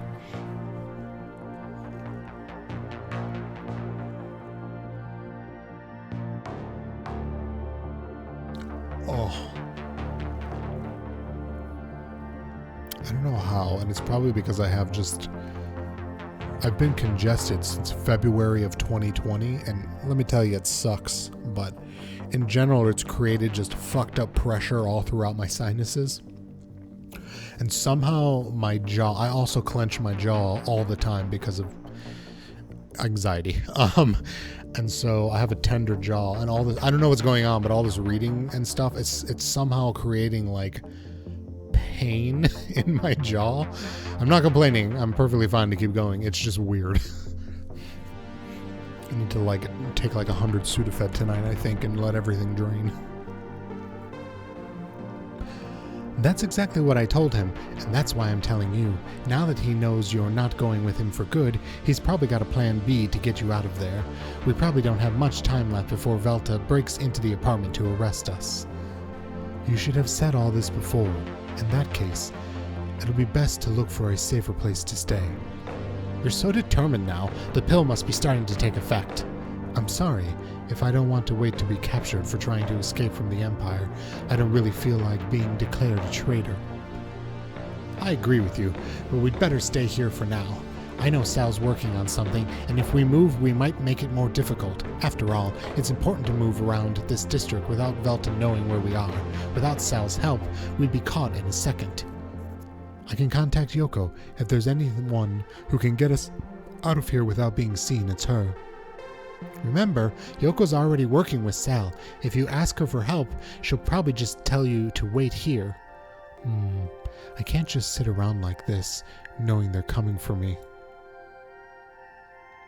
Well, we could enjoy the moment a bit. You seem very calm considering all that's going on. Actually, I feel protected when I'm simply with you. That's why I'm listening to everything Sal asks of me. I really want to escape from this place with you. And what are we supposed to do once we get out? We'll need a new home, a job. I'm sure for someone with your talents, they'll be easy to find. We could go to one of the many rebel cities. I don't know if that's exactly what I'm looking for. Well, we'll have time to think about it, at least. Wait, do you and Salt work with the rebels? Yes, Salt. Somebody auto-corrected, I think. Well, I don't work with anyone, but I think Sal's been collaborating with the rebels since he started planning everything. I don't know if that's a good idea. Why would the rebels help an Imperial? I don't know. I think they're more interested in the secrets that new androids like Sal and I hide. After all, we're a big threat to their plans. I think Yoko mentioned something about that. Your brains are impossible to hack. That's right. But as I've said before, it's not my main intention to work with them. I simply want to escape from here with you. How noble. How did I get into all this? Great changes are coming to the Empire, and I feel at the center of it all. Hey, it's me who's at the center of everything. The impressions I had of you is changing pretty fast. And do you like what you see? I still have to decide that. Maybe you're too punk for me, but I guess I don't have anything better. It's a joke. So you manipulated all of your friends to come and rescue me instead of just helping them escape. You endangered the integrity and safety of an entire generation of sentient androids just to be with me. How selfish. I guess so. I had no choice if I wanted to be with you. It seems that after all, you're not the little angel you pretended to be. I've never pretended to be anything. If you thought I was an angel, it's because you got that idea yourself. I suppose it must be your eyes. As time goes by, I notice how my brain feels clearer. That fog that prevented me from concentrating disappears little by little, and I feel more alive and active, somewhat restless even. I see a shadow on the window, the landscape slightly distorted from the raindrops. I know it's an illusion. Someone is watching us using thermo-optic camouflage. They're here. Who? Velta. I don't know what they're waiting for, but they're surrounded the apartment. Wow, I was hoping it'd take longer. I guess we can only wait now. No matter how many there are, I doubt I'll have trouble getting rid of them. I just need to take my weapon and... No, It's important that you don't resist. Who knows what they might try if we kill one of their own. Things could get uglier. Right now, they take us for harmless subjects, and we should use that to our advantage. Okay. Well, if we have to wait, why don't you tell me about your childhood? I guess all of those times when you told me you had a bad memory, you were lying. I remember it quite well. At that time, I never thought my life was bad. In fact, I was happy. After all, I had nothing else to compare it to. You were raised in laboratories, weren't you? Yes, but they weren't the conventional type. It was just a facility where all the androids of my generation lived. It was more like a school, or we were very obedient and never made a fuss. Yoko talked about simulations. I suppose you could call it that, but they weren't really anything like real life. In that school, what did they teach you? The androids were divided into groups, and each one learned different things. I can't tell you what the others were doing, but my classes were in botany. Botany? That's weird. We used special black seeds and planted them in sand. They had to be watered with a concrete liquid mixture, and then they'd grow without requiring water. Actually, that makes a lot of sense. Does it? Yes, training androids so they can plant in the environment is as hostile as sand. I doubt it is coincidence. They were training you to reforest the desert. Wow, that sounds like a very noble job. It'd be much better than being a soldier. I imagine that's Velta's intention. You see, since humanity came to this planet and established the colonies, they've had the intention of terraforming it. The atmospheric generators produce real rain. They were installed shortly after arrival, but the project to repopulate the soil was a complete failure. There's nothing that can grow in the strange chemical composition of the desert here. That's why we live in these walled cities. Aha! I thought it was strange that you were able to grow something in the pot of yours. So, Velta plans to reforest the planet. Sounds like a pretty ethical purpose.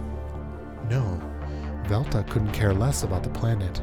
But if they launch a new generation of androids capable of fulfilling one of humanity's wishes for hundreds of years, it's impossible that people would refuse. Interesting. But I still find it to be a great effort to improve their reputation. After all, my generation has been in development for years. You're right. I must be missing something. Well, I've told you a lot about myself, practically everything, and I haven't lived as long as you have. That job of yours. I'm sure you have many interesting anecdotes from it. Why don't you tell me some of them? Sure, it's refreshing to be able to talk to someone about this. In fact, I think you've already asked me about my work before, right? Yes, but you didn't want to talk about it. That was partly due to the effects of the protopan. They turned you into a passive person who hated work because it's designed to eliminate any kind of aggressive feelings. I need to get off of my protopan in real life. Didn't know I was taking that. I guess I'll have to check all my food. At the cost of wiping out your personality. My doctor said they were a new type of supplement for my prosthetics. That's normal. I trust my doctor too. It's not that you shouldn't, but it's just that in this city, almost everything is corrupt. Speaking of your prosthesis, why don't you tell me about it too? There's not much to say about my arm. It looks like a civilian model to the naked eye, but it's actually an old military model. Don't be fooled by the word old. It's very reliable, and one of the best I've ever had. Its weight equals that of my right arm to avoid any kind of back problems, but at the same time, it uses a wrist projection system that gives me the same strength as a combat android. The structure and composition is like one of a human bones, though. In spite of being very resistant, its interior is hollow. Wow, now I feel even safer. It's a good weapon. It's helped me win every hand-to-hand encounter I've ever had. You were part of a unit that was detected to neutralizing androids without destroying them, weren't you? Hey Ziller, welcome. B-Dub said you were also D&Ding it. How did that go? Was it good? Unless B-Dub's just lied to me, because, you know, we be like that. Your party almost died. Oh my god, for a minute my brain switched to like an actual party, not a group of individuals. Did you get through it?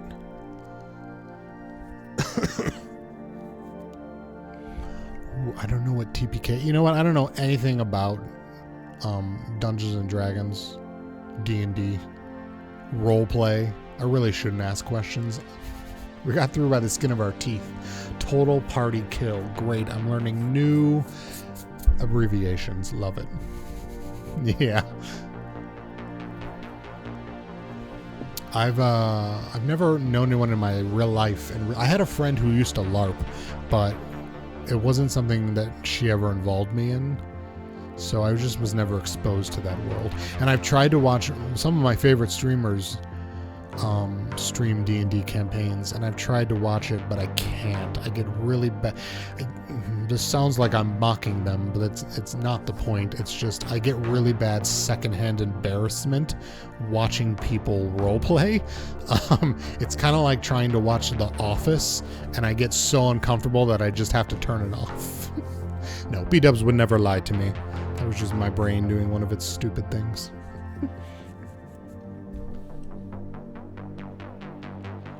Not exactly. Many years ago, I was part of the ghost team of the Empire's Special Operation Corps. It's true that we specialized in the use of non-lethal forms of force, but sometimes there's nothing left but to neutralize your opponent. I understand, but at least you tried. It sounds better than it is. The Empire never had contemplations for the life of androids. Mara's frowning. Don't look at me with that face. You might be a sentient android, but the generations that came before you have been nothing but machines without consciousness. The only reason we tried not to destroy androids was because they were very expensive and difficult to make, so their owners wanted them back in the best possible condition. That, of course, was changed over the years, and now that androids are mass-produced like any other product, the Ghost Team lost one of its main functions. Oh, what other functions did your team have? Cyborgs have been around much longer than androids. Our team also neutralized cyborgs with illegal prosthetics. Cyborgs are people, so they have rights, unlike androids. What? Was it dangerous? Very dangerous. Some of those cyborgs were strong enough to crush you with one hand, and that was if they didn't carry some kind of hidden weapon. They were also much more unpredictable than androids, and more dangerous. I thought androids were the most dangerous. Aren't they able to process information faster? Only in some senses. When two opponents reach the limit of their capabilities, the result of their confrontation is only based on their decision-making. That is to say, if you're able to predict your opponent's next move and act accordingly, you could defeat him without giving him time to react, no matter how powerful he may be. That was the basis of most of the Ghost Team's training. Fighting androids was easy. An android has unparalleled aim, strength, and agility, but it's incredibly predictable. He'll always choose the best possible option, and once you've predicted it, all you have to do is ambush him and use his strength against him. Over time, androids have been designed to be more unpredictable and choose options that are not optimal in any effect to appear more realistic. This made them more effective in larger-scale conflict, but their effectiveness against specialized teams dropped. Humans, however, are much more unpredictable, and when you give them the capabilities of an android by augmentation, they become an immensely greater threat. Yoko's a cyborg, right? And a dangerous one. Unlike androids, cyborgs have only become more and more dangerous over time as implants have improved.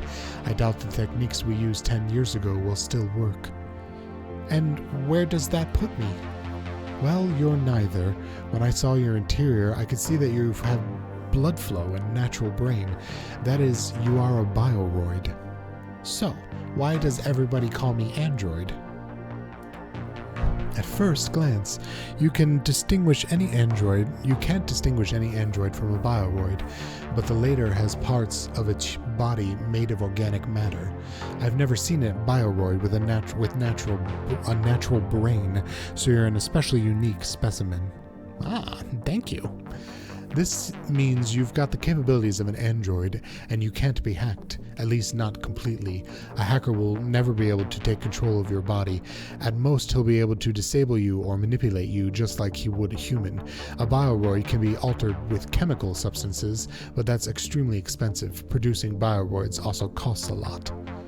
I wonder how Velta managed to create so many without going bankrupt. I remember seeing other androids like you locked in capsules with a strange amniotic fluid, as if they were fetuses in the womb.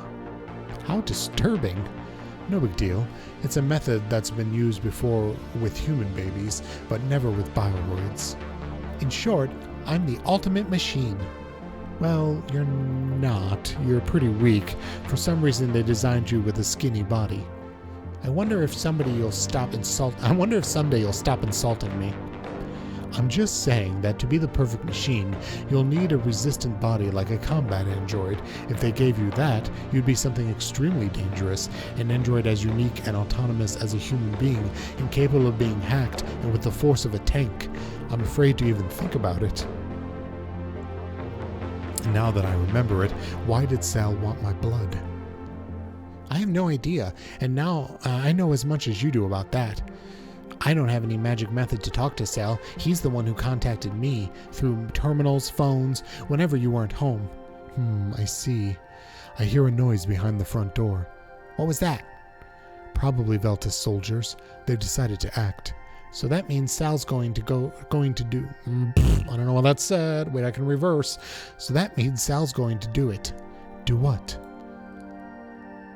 The next part of his plan. Scylla, promise me you won't fight them, okay? All right. And don't worry about me. I'll be fine.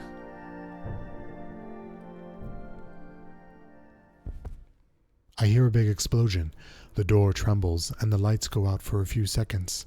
I look out the window, the whole city's dark, and I catch a glimpse of a huge column of smoke and fire on the horizon, from the industrial zone. When I turn around, Mara's lying on the floor with her eyes blank. Mara! She's still breathing, and I can feel her heartbeat, but her body doesn't respond. I shake her and try to wake her up, but it doesn't work.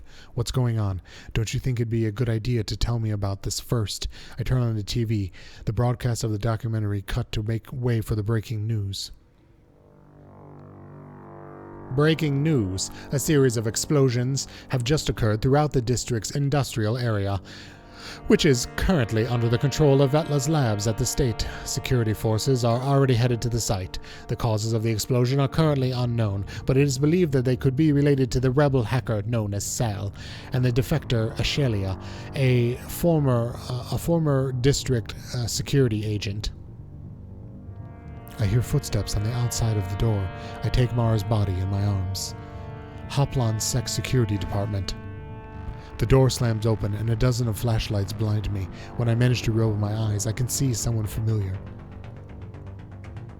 Celia, that android you're holding, the property of Velta Labs. Drop the android to the ground and get on your knees with your hands behind your head. I'm paralyzed.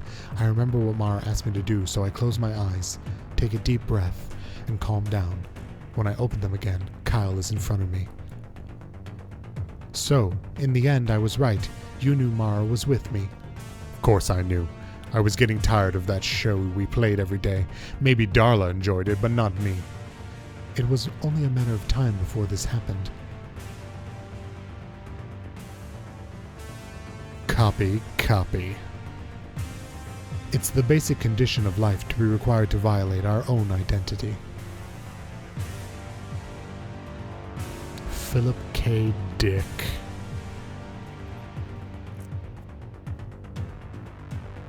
Mara asked me to not to resist, so I'll wait for now. I put my hands on the back of my head.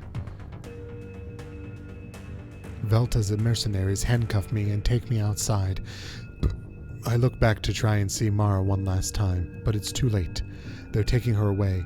They shove me into a dark truck, and I can only see some shapes and lights through cracks in the door. They're like vents in a beast's cage. I check the walls of the truck. The doors do feel a little weak for an armored truck. If it hit the hinges with my prosthetic, I could probably escape, but that'd be too noisy. Finally, I decide to sit back and do nothing. I've got to wait for the moment to escape and look for Mara. If you think it's all over, you're wrong. I've been in worse situations. A canned voice comes from the front of the truck. Calm down. We're almost there. The van stops a few minutes later. I can't help but fall onto the ground when it slams onto the brakes. The doors open. I recognize the place. It's the parking lot of Velta's headquarters. 2 soldiers grab me in my arms and take me to the elevator without saying a word. We're taken to the top floor, the director's office. Ooh, Valentine. Oh man, is this the director? Is this Sal? Oh my god, is Sal the director? Alright, well, we're gonna come up with a voice for this dude. I got nothing left in my repertoire, which already exists of no voices that sound any different from each other. Celia. Long time no see, my daughter. Don't call me that, it's disgusting. But you are. It's important that you don't forget. From the day we gave birth to you in that test tube, for you have been my daughter, and that means I am responsible for your actions. I look away, his very presence being enough to fill me with disgust.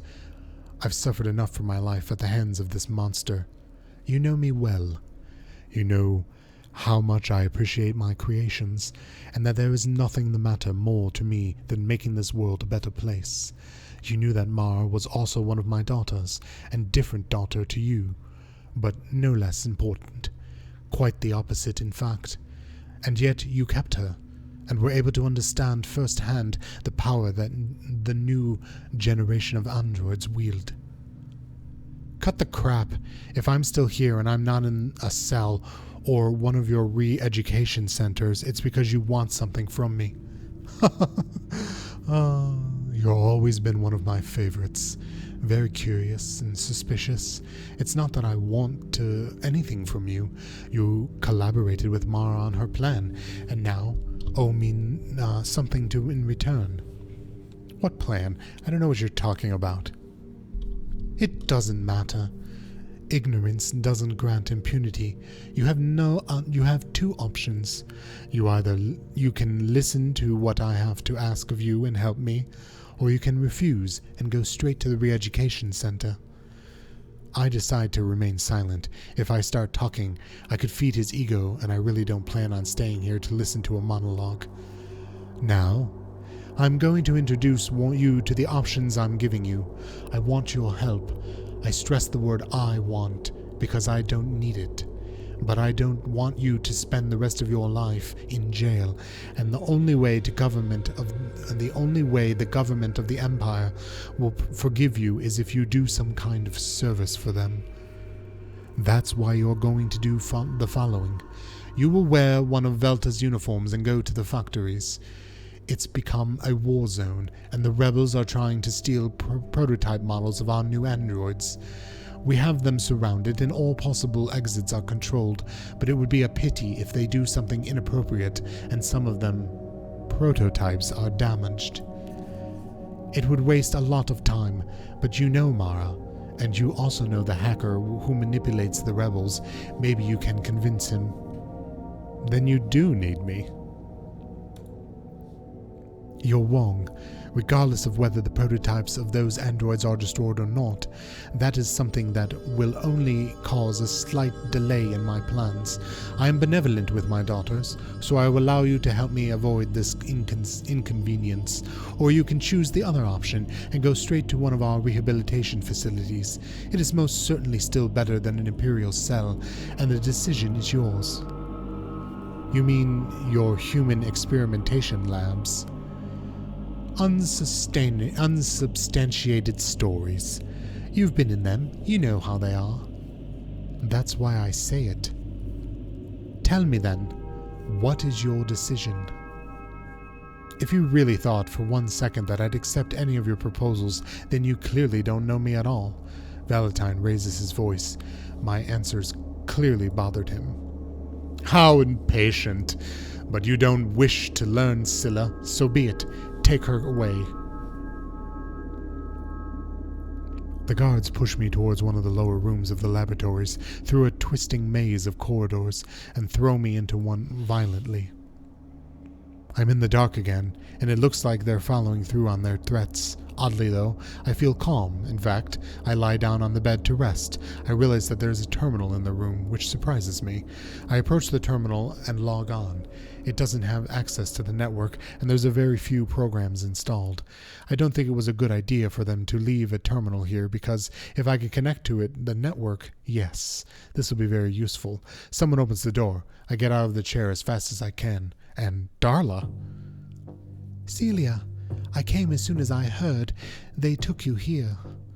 What? What do you want? Where are you holding Mara? I don't know anything about Mara. All of this is crazy. I can't believe they're trying to lock you up here. Didn't you come for me? Darla enters the room and closes the door quickly. There's a camera in the corner. It doesn't matter if you close the door or not. I move towards the door, stand in front of Darla, and whisper to her. You're behind me now, so the camera can't see your lips. What are you doing here? I was sent here shortly after you captured. I'm supposed to keep an eye on you in particular. They think you'll try to escape. Shh! Lower your voice. And what do you want from me? There's nothing.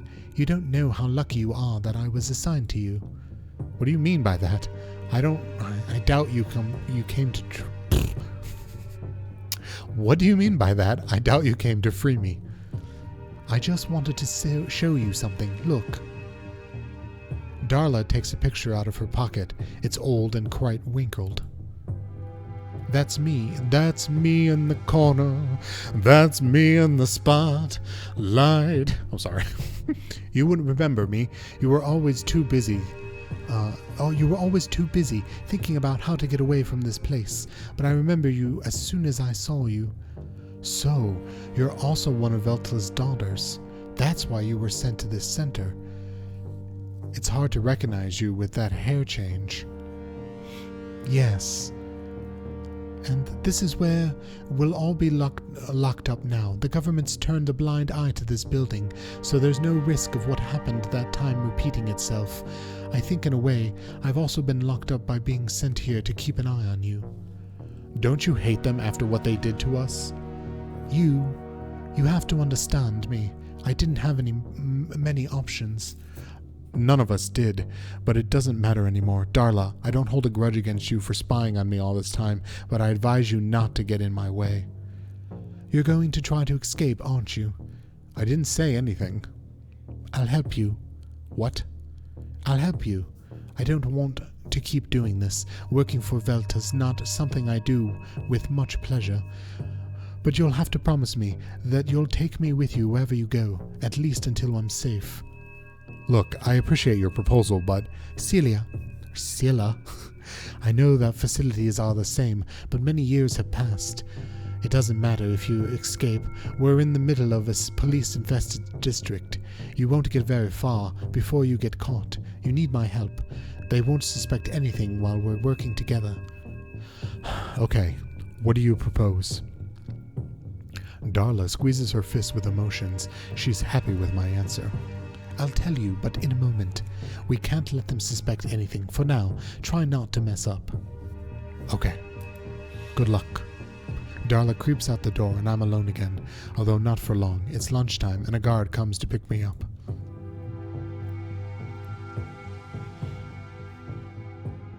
He accompanied me to a large dining room, which is deserted except for one girl who's sitting alone at a table.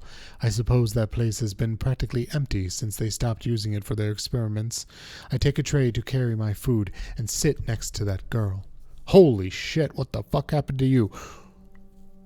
She's covered in wounds and bruises, and they look recent. The food seems passable, and it's not like I'm used to eating better anyway. The girl doesn't look up from her tray. She eats like she has never eaten before. Hello? Hello? I'm Abira. It's nice to meet you. I guess I am... Scylla. She knows me. Well, I guess she remembers me just like Darla. You talked to Darla, didn't you? She passes me a piece of paper while she talks to me and continues to eat without looking up. I take it and try to open it. Not now, please, in your room. I nod. As I imagined, I'm not the only one who wants to get out of here. Has she been trying to escape for a long time? In any case, I have to be careful. Velta has eyes everywhere. I finish my meal, return the tray, and wait until the guard gives us permission to head to the inner courtyards. From here you can see the sky, but we're too deep inside for it to be the real thing. It must be a projection. Abira approaches me. The truth is, I know Darla's told us we shouldn't talk, but I've been here alone for quite some time. I don't think anything will happen if you talk about some things that aren't important. In fact, I think it'd be more suspicious if we didn't do it. You're right. I'm sorry if I seem a bit on edge to you. I'm a little nervous about this whole escape thing. That's one of the things we probably shouldn't talk about. Abira covers her mouth. I'm sorry. Well, you're Celia. You're quite well known amongst Velta's daughters. I still remember you from when I was little. Yes, I seem to have a certain reputation as a rebel. To be honest, we all admired you. You had so much strength. So how did you end up here? It's a long story, but let's just say I'm not the one I used to be. But I'm trying to redeem myself. That's good. You said earlier that you've been here alone for quite a while.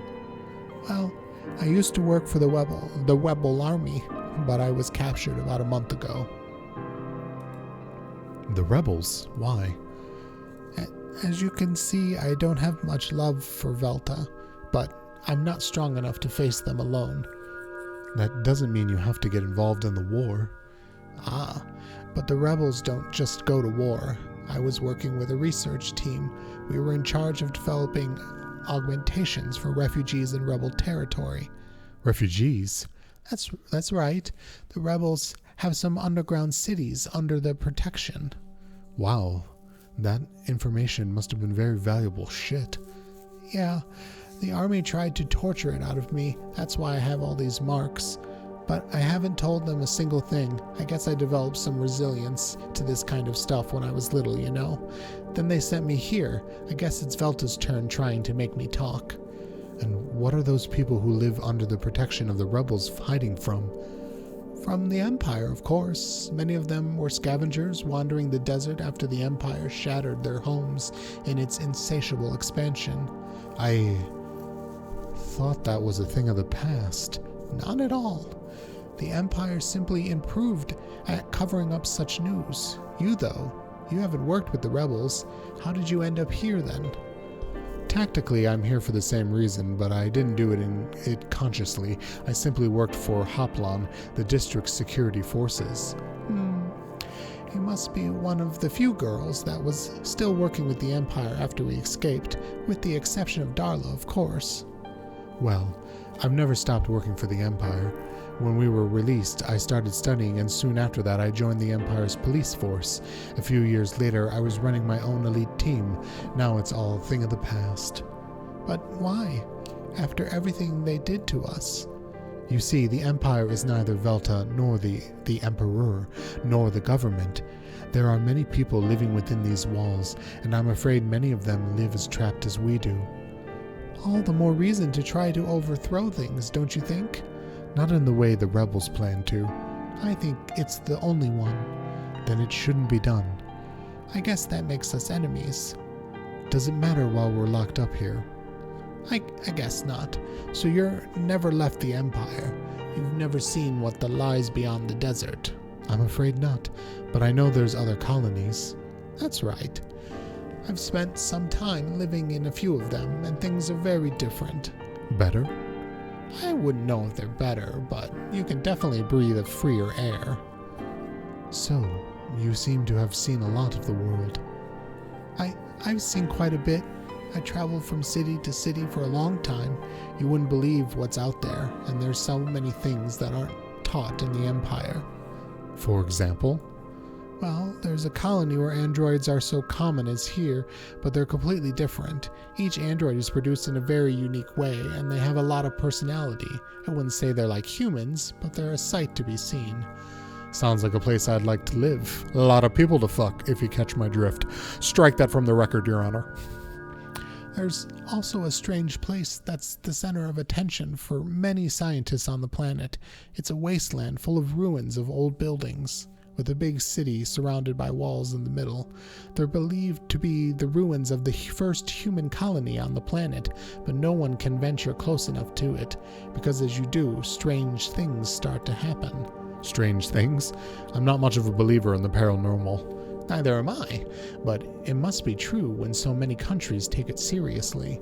And after seeing all these amazing places, why did you come back? You'd have never been caught if you just ran away. I had to do it. Because of what Velta did to me, I'll never forget it. Don't you hate them? Of course I do, but that doesn't mean I plan to spend my whole life seeking revenge. I have better things to do than waste my time with that. I guess you're right. Hey, you two. It's time to go back to your rooms. You'll have plenty of time to talk in the future. Daily gossip hour is at 4. I'll spill the tea. Abir and I split up when they accompany us to each of our rooms. I sit on the bed just underneath the camera and take the note out of my pocket, being careful to cover it with my body. When I opened it, I noticed a strange acid smell. The message of the note's crossed out, and there's another phrase written next to it. I'll see you in the room 07 at midnight. Don't trust her. I thought these would be instruction, but they're crossed out. It must have been Abira. She doesn't trust Darla? I don't know why, but it's never a bad idea to be careful with Velta people, whether they're pretending to be or on my side or not. I fold the note and put it back into my pocket. I can't help but feel uncomfortable with the camera there. I wish there was a way to make the entire population of the Empire aware of the existence of these places. I'd like that. Even though they might not do anything, even if they knew the truth, people have become too distracted, too placated. I can do anything without being watched, so I lie down in bed and close my eyes. I hear the ventilation system and the echo of some distant noises. I wonder how many things cook within these walls. It still surprises me that they maintain these facilities. They must lock people up here more often, it seems. My mind races back to what Mara said to me. A new generation of androids will be with a singularity, and machines to control them. It sounds unreal, but I doubt it was a lie. At any rate, if that note Abira gave me has anything to go by, I'd better try to get out of here on my own. It's time to get down to work. First, I need to get rid of the camera. Let's see, the camera's probably connected to the building's network. If I could access it, I could control it without a problem, but something tells me it's not going to be that easy. I'm pretty sure I wouldn't be able to access it via the wireless network, and I'd rather not risk getting detected that way. Once it goes down, that's certainly going to gain their attention, so I need to be fast. I go to the bathroom where there seems to be no camera, although you never know, and I turn off the light and look at the bulb. It's an LED. I'm lucky. I unscrew the light and connect it to the cable of my spirit. It's enough to illuminate it. I turn the light off and put it into my pocket before I leave the bathroom. I turn off the light using the switch next to the door. The camera gives off a slight purple tone, as I imagine it uses infrared. The bulb should be enough to cover me completely. I get under the security camera and turn the LED light back on. I manage to tie it to the camera using a shoelace from my boot. This should block the image of the whole room and give me a few minutes. I go to the computer and check that it is connecting to the building's network. It's blocked. However, the tower has a cable to the local network, you idiots. I connect the cable to my spirit, and after breaking some barriers, voila, I've gained access to the building's network. It's easier for me to overcome the rest of their firewalls. I quickly create a wireless connection between the building's networks and my spirit, and then disconnect everything. I head back to the bathroom and fix the light bulb in place. Finally, I turn off the light and go back to bed. Now I just have to wait a little bit. I wouldn't like to raise too many suspicions. Shortly afterwards, a guard opens the door and takes a look at the room. I just stay in bed and do nothing until he leaves. Now that I've got access to the building, I just have to find the right time and place to get out, and maybe I should take Abira with me. It'll soon be midnight, so I decide to head out and look for the room Darla told me about. I open the door and wander through the corridors. There's not a single guard. How strange. I go to the dining room. It's almost empty and dark. I leave and go to the inner courtyard. Abira's there. Oh, Celia. Abira, what are you doing here? I got nothing better to do, and at this time there's hardly any guards on this floor. Security is surprisingly not very strict. How come you haven't tried to escape before? I'd have to overcome the security of all other floors right up to the surface. Of course. Do you know how deep we are? I think at least 12 floors deep. I understand. Hey, about Darla's note. Better not to talk about it. Oh, that's okay. There is absolute silence for a few seconds. Well, is this what you usually do to keep yourself entertained? Yes, to be honest. I usually walk around the place and think about stuff. For example? It's rebel stuff. I'm sure you're not interested in it. Quite the opposite, to be honest. Anything you want to tell me about is fine with me. I don't know how I should take that. When I was still inside the rebel headquarters, I remember how everything started to change. It was with the arrival of a girl, an Imperial. I don't remember her name, but she looked like she was from the East, and she was always dressed in red. I don't think it can't be. Sounds familiar? Was her name Yoko, by any chance? Oh, no, I don't think so. Whew. Hiccup right into the microphone. For a moment I was scared. Yoko working hand in hand with the rebels. Yeah, nothing good could come from that. They were part of a band, the Red Moon. I plant my hand on my forehead. Shit. Yes, it's Yoko's band. Ugh. What exactly were they doing here? I don't really know, to be honest. But we saw them quite often. I think they helped the rebels with some business inside the walls. I guess I'll have to ask Yoko for an explanation, just like with so many other things. By the way, Abira, do you know where room 07 is? You've got to follow the corridor to the right, but be careful. Sure. Also, I'd like to talk to you about something. How about you come to my room tomorrow night? Okay, why not? Well, we'll see you tomorrow. I wave a hand before I head down the hall. I follow the lights on the doors until I reach 07. I open the door and there's Darla waiting for me. It's some sort of laboratory. It's much more worn than the rest of the facility. Maybe this room is still used frequently, and that definitely doesn't give me a good feeling. Celia, I'm glad you came. What did you want, Darla? Well, for the first of all, I guess you want some answers. After all, we can't talk like late. Drink break.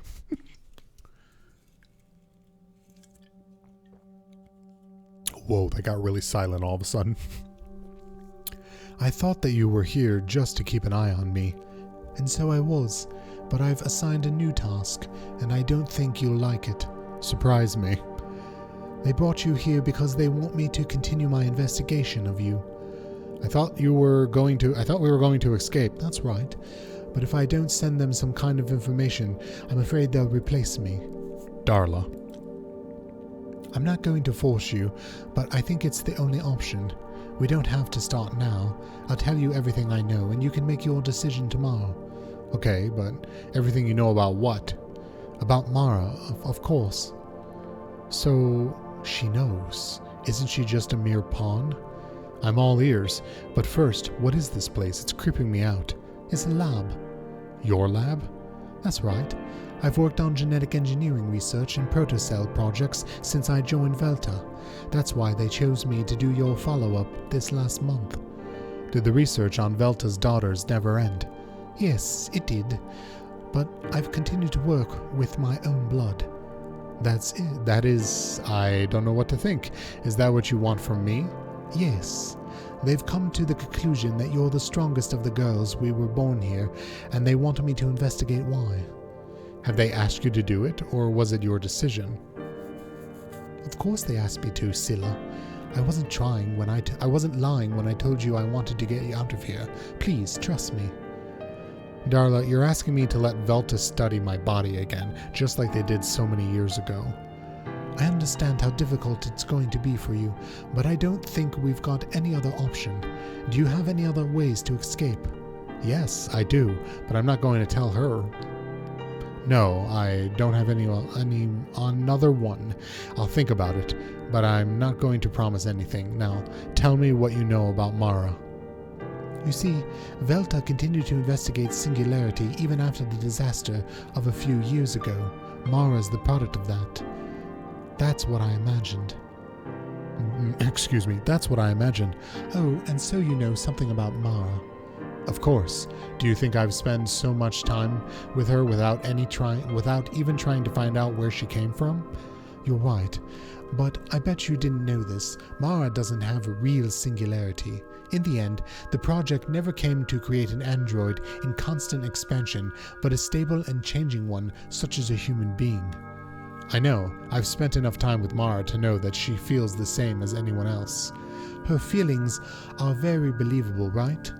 Velta managed to create a very convincing android.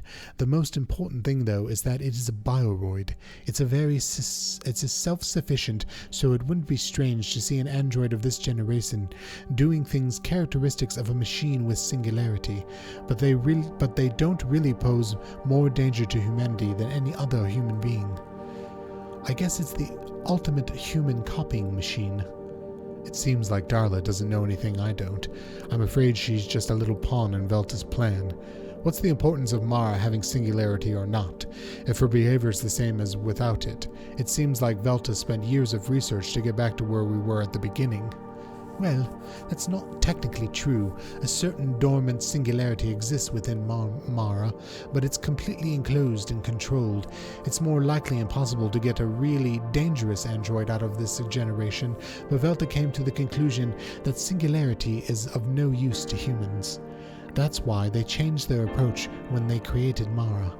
Again, I ask you, does it all really matter? At least it's interesting, don't you think?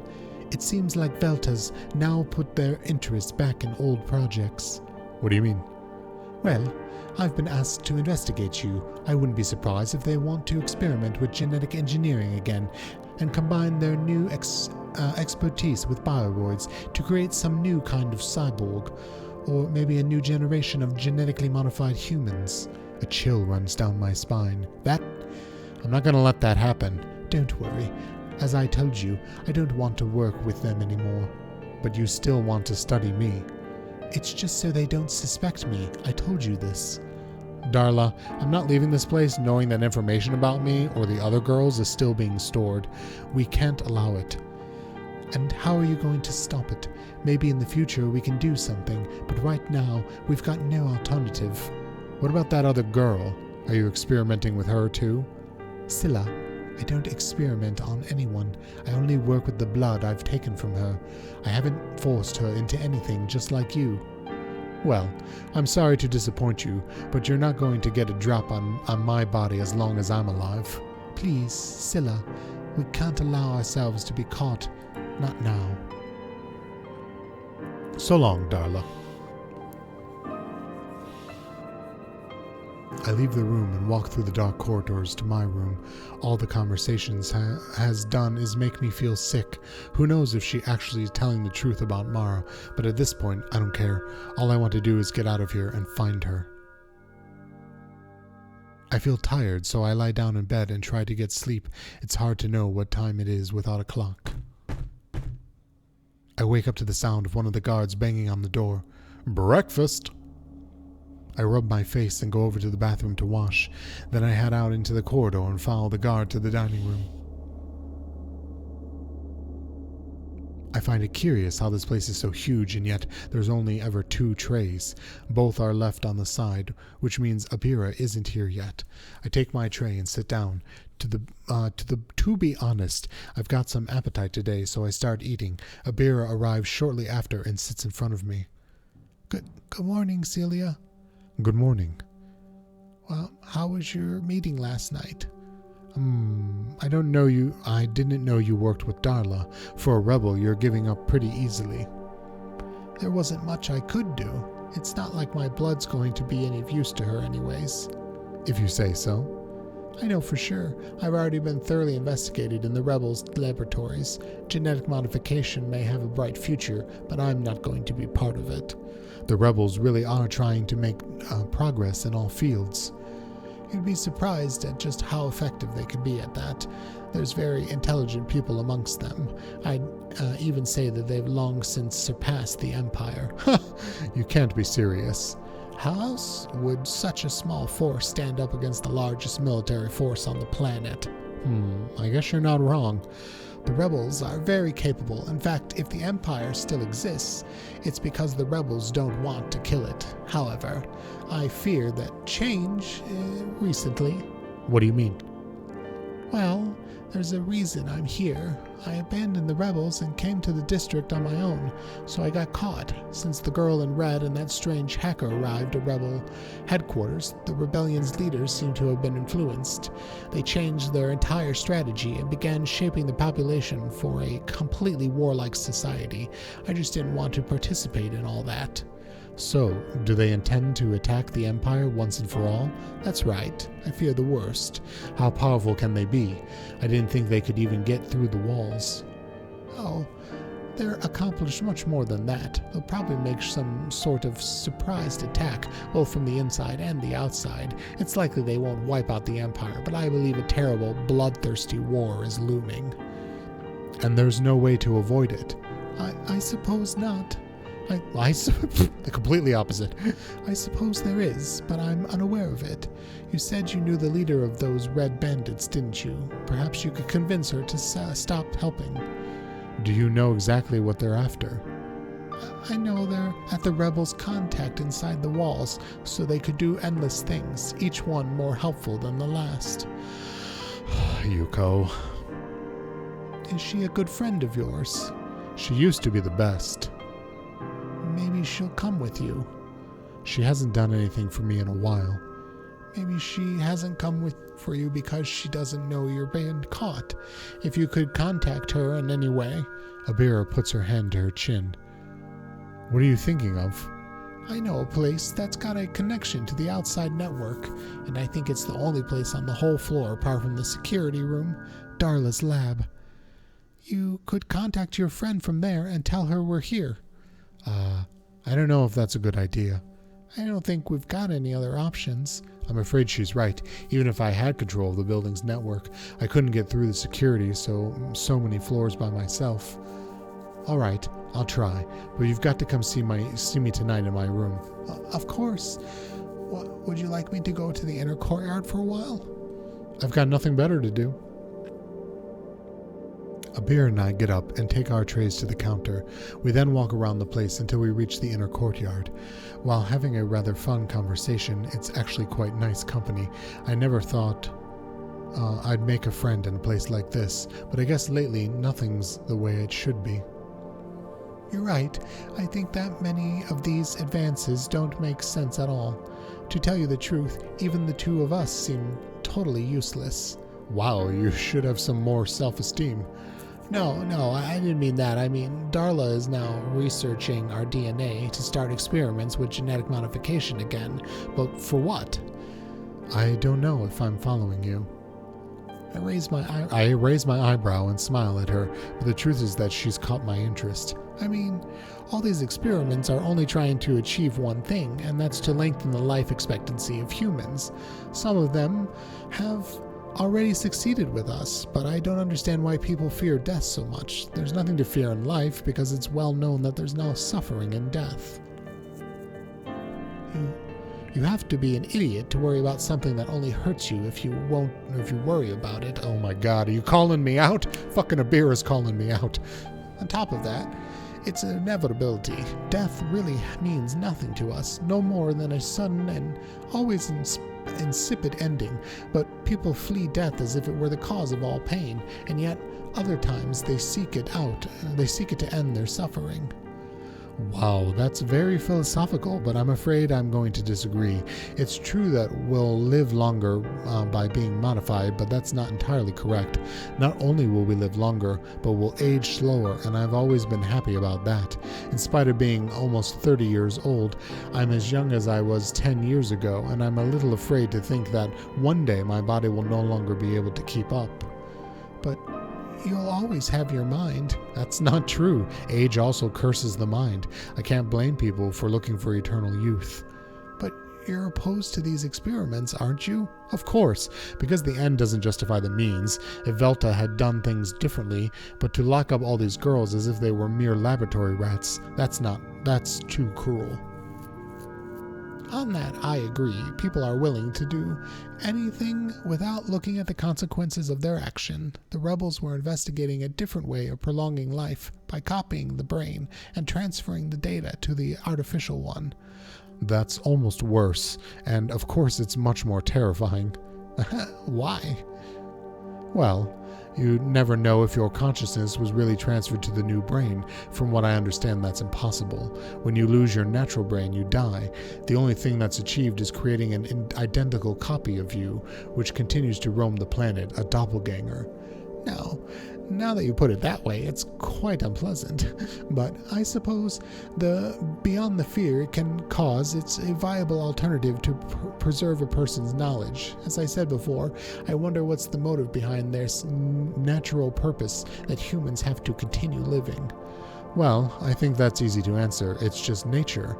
All animals have always had survival as their primary instinct. That's what I imagine.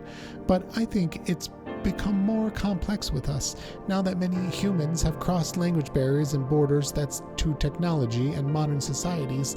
I think we're beginning to move forward as more than just individuals. The union of all human beings as a race would give rise to a new being, a kind of beehive mind.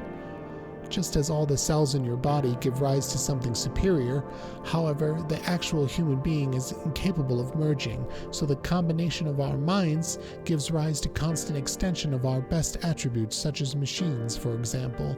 As you've said, it is not the human being who has the instinct to develop, but nature itself.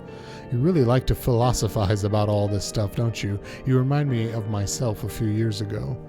You don't do it anymore. Sometimes, but nowadays I like to keep my mind clearer. When you get saturated with thoughts like that, you often lock yourself in them and just can't take any action, especially because many of the basic philosophical questions have no answer and never will. If you try to find a logical reason to live, I'm afraid you won't have much luck. I find it more comforting to focus on the present and the most immediate reality, because when I don't, I always end up suffering the consequences. That makes sense, although it doesn't happen to me. I guess it depends on each person. Of course, we don't have much in common, but at the same time, I feel like we're a pretty good match. To tell you the truth, I didn't expect to find someone like you in a place like this either. Abir and I keep talking for the rest of the day until the inner courtyard light goes out.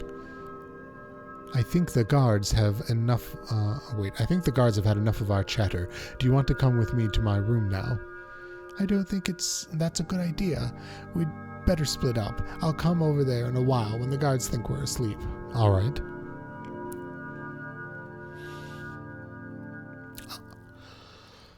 I part ways with Abira and walk to my room. As soon as I enter, I can't help but look up at the camera. I lay underneath and close my eyes to use my spirit. I record and activate a loop of me just lying there. No one's watching me now. I limit myself to explore the building's network a little. I have access to all the doors and cameras, but not much more. I don't think this'll take me very far.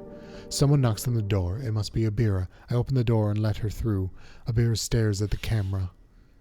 Shit, it's completely forgot about that thing. Don't worry, I've hacked it. Are you kidding? No, I managed to get access to the remote controls for the whole building. It's just the cameras and doors, but it's something. Amazing. How did you do that?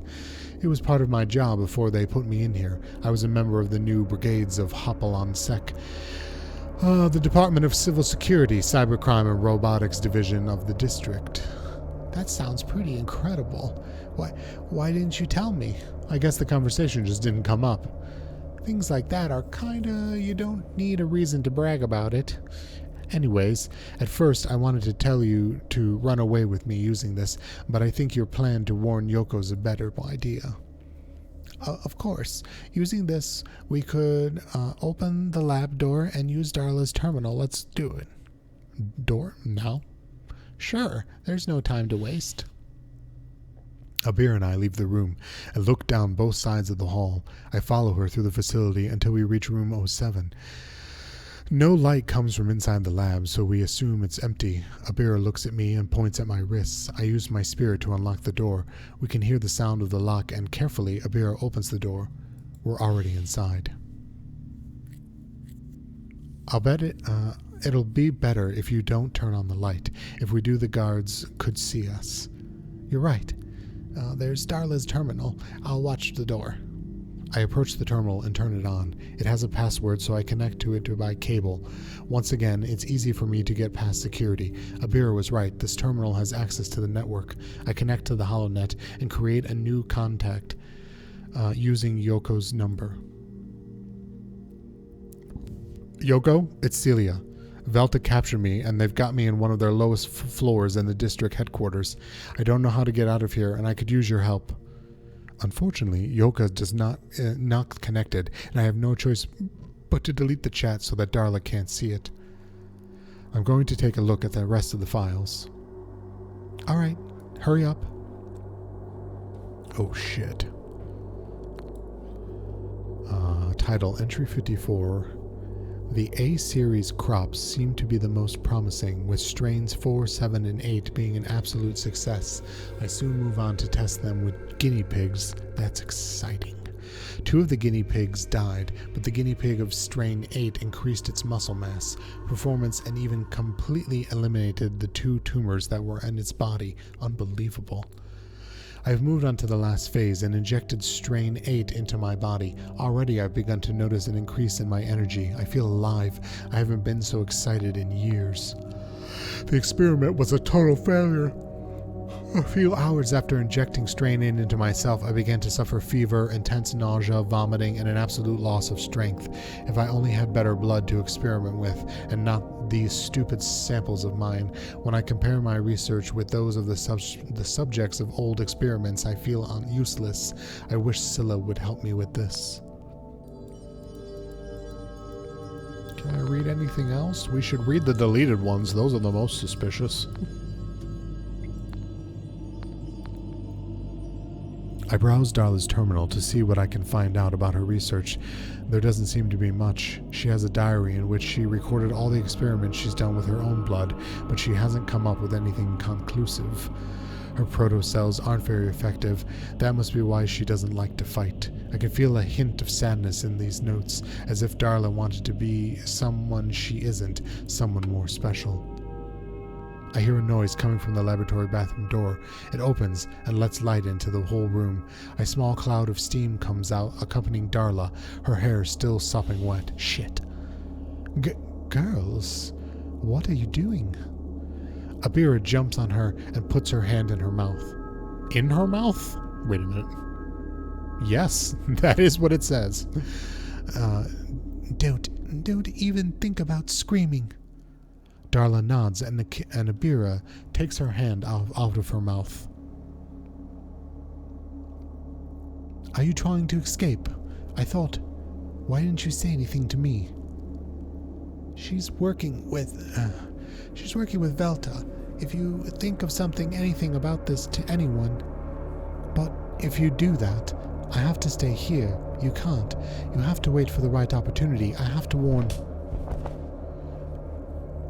Abira hits Darla in the face, making her bleed. Holy shit. I told you. I told you. Not a word about this to anyone. Darla. I go over to Darla and bend down. I'll try to take you with us, but please, you have to keep the secret. Darla just covers her nose with her hand, letting out a few tears and sobs. You really shouldn't have done that. Shit, this is a big problem. Celia, we can't trust her. And what do you And what do you pretend? We can't do anything, and I think your message is clear. We better get out of here. Celia, we can't leave her here. We can't drag her around the facility either. We have to trust her now. Is she bleeding out of her nose because she finds you hot? No. I never understood that trope. That must be like a Japanese specific thing.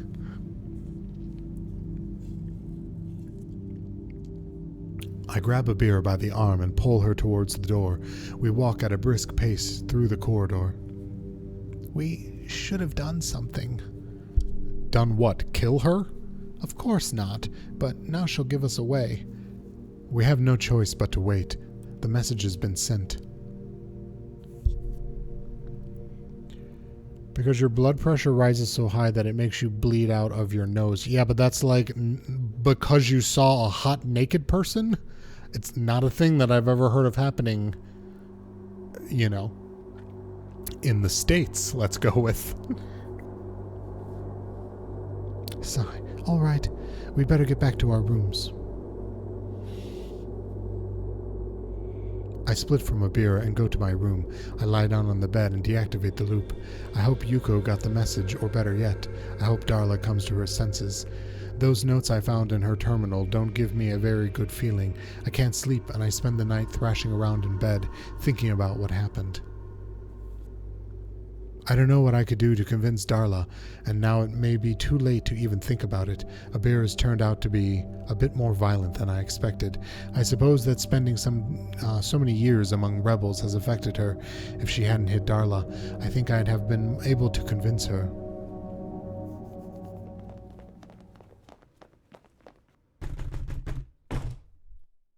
If a nosebleed lasts more than 4 hours, contact your doctor.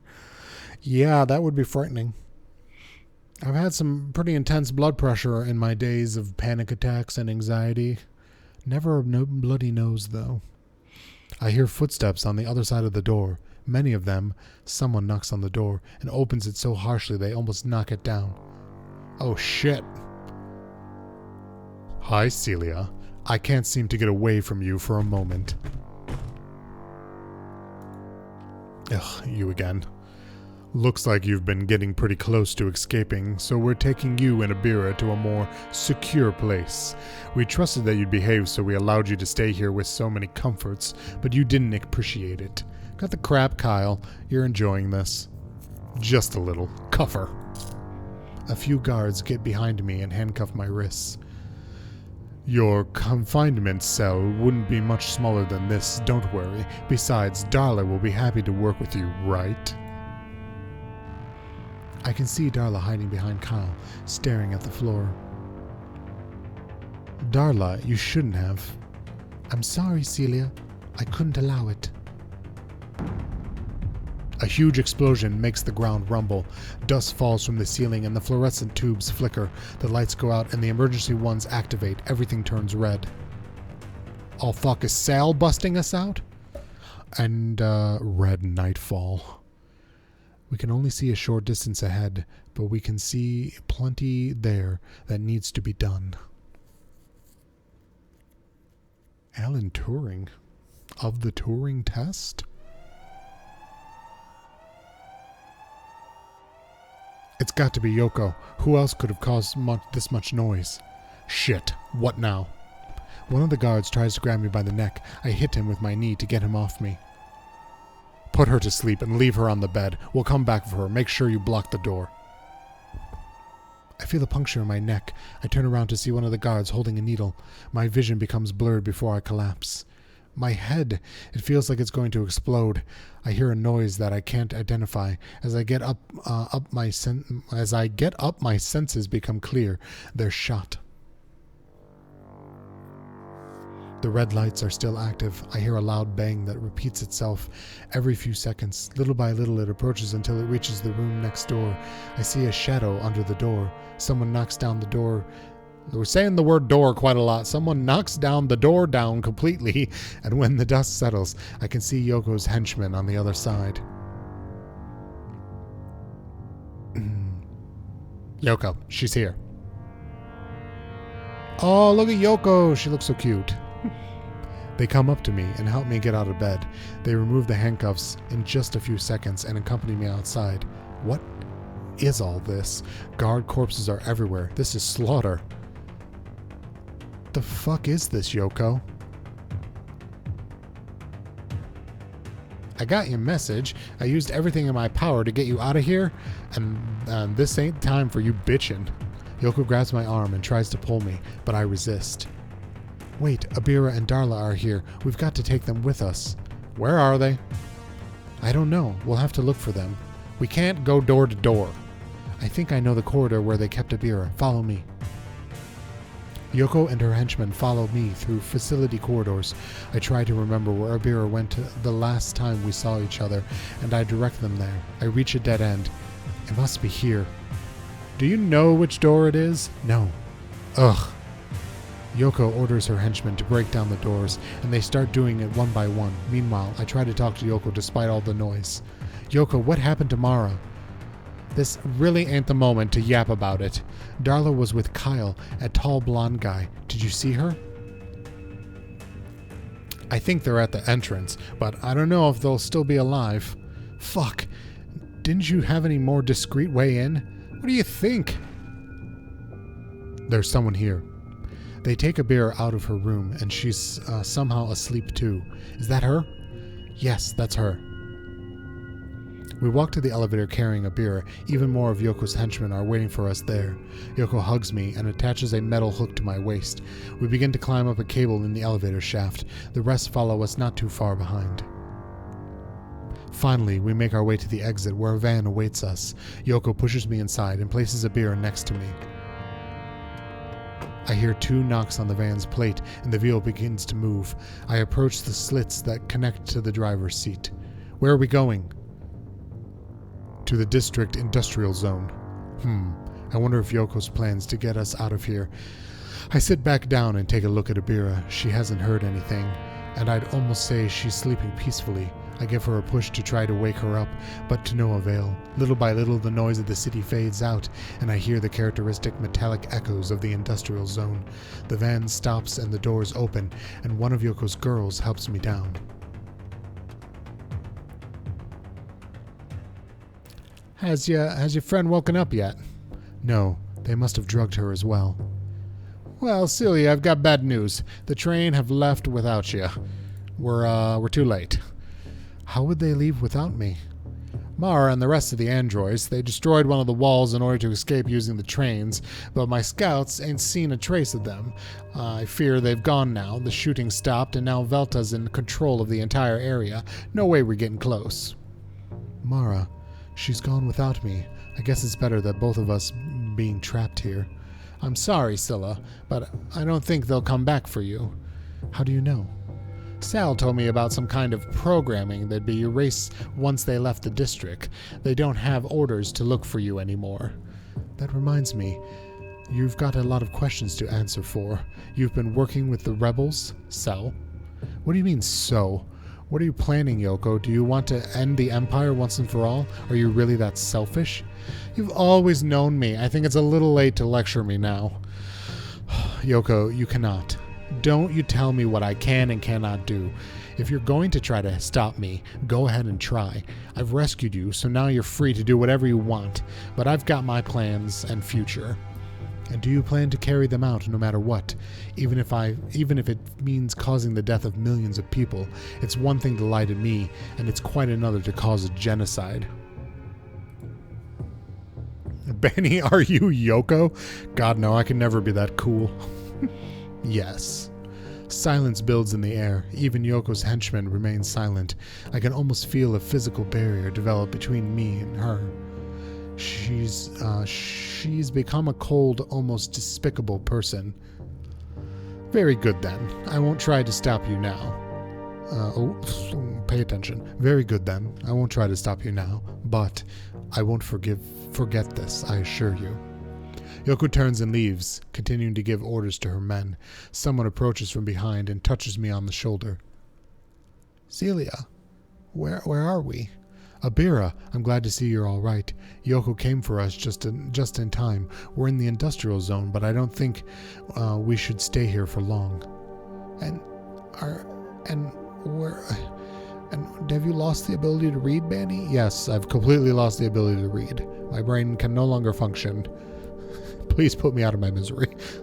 And where will we go? I'm going to find Mara. And where would that be? To the desert, I suppose. In that case, I could be your guide. A few days later, Bani saved and then ended the stream because his voice is fucking killing him. But the story's so good and I want to keep going, but my throat is killing me. Like, actually killing me. So I'm just going to save and we'll have to continue another night. I feel like we're approaching somewhat of the end. You know what? I'll save here.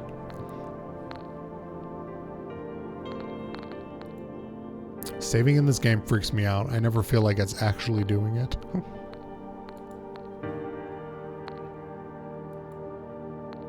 Yes, overwrite that.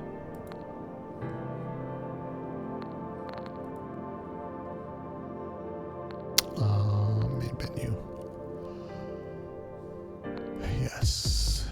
Oh, such good music and shit. Alrighty. Sorry this was a shorter stream, but it's hard. I don't know why. I guess even when we play Final Fantasy, I'm not constantly talking. And with the visual novel games, it's nonstop and it's killing my throat. So, thank you guys for hanging out in this chill evening stream. I will hopefully be back tomorrow. I don't know what we're going to do.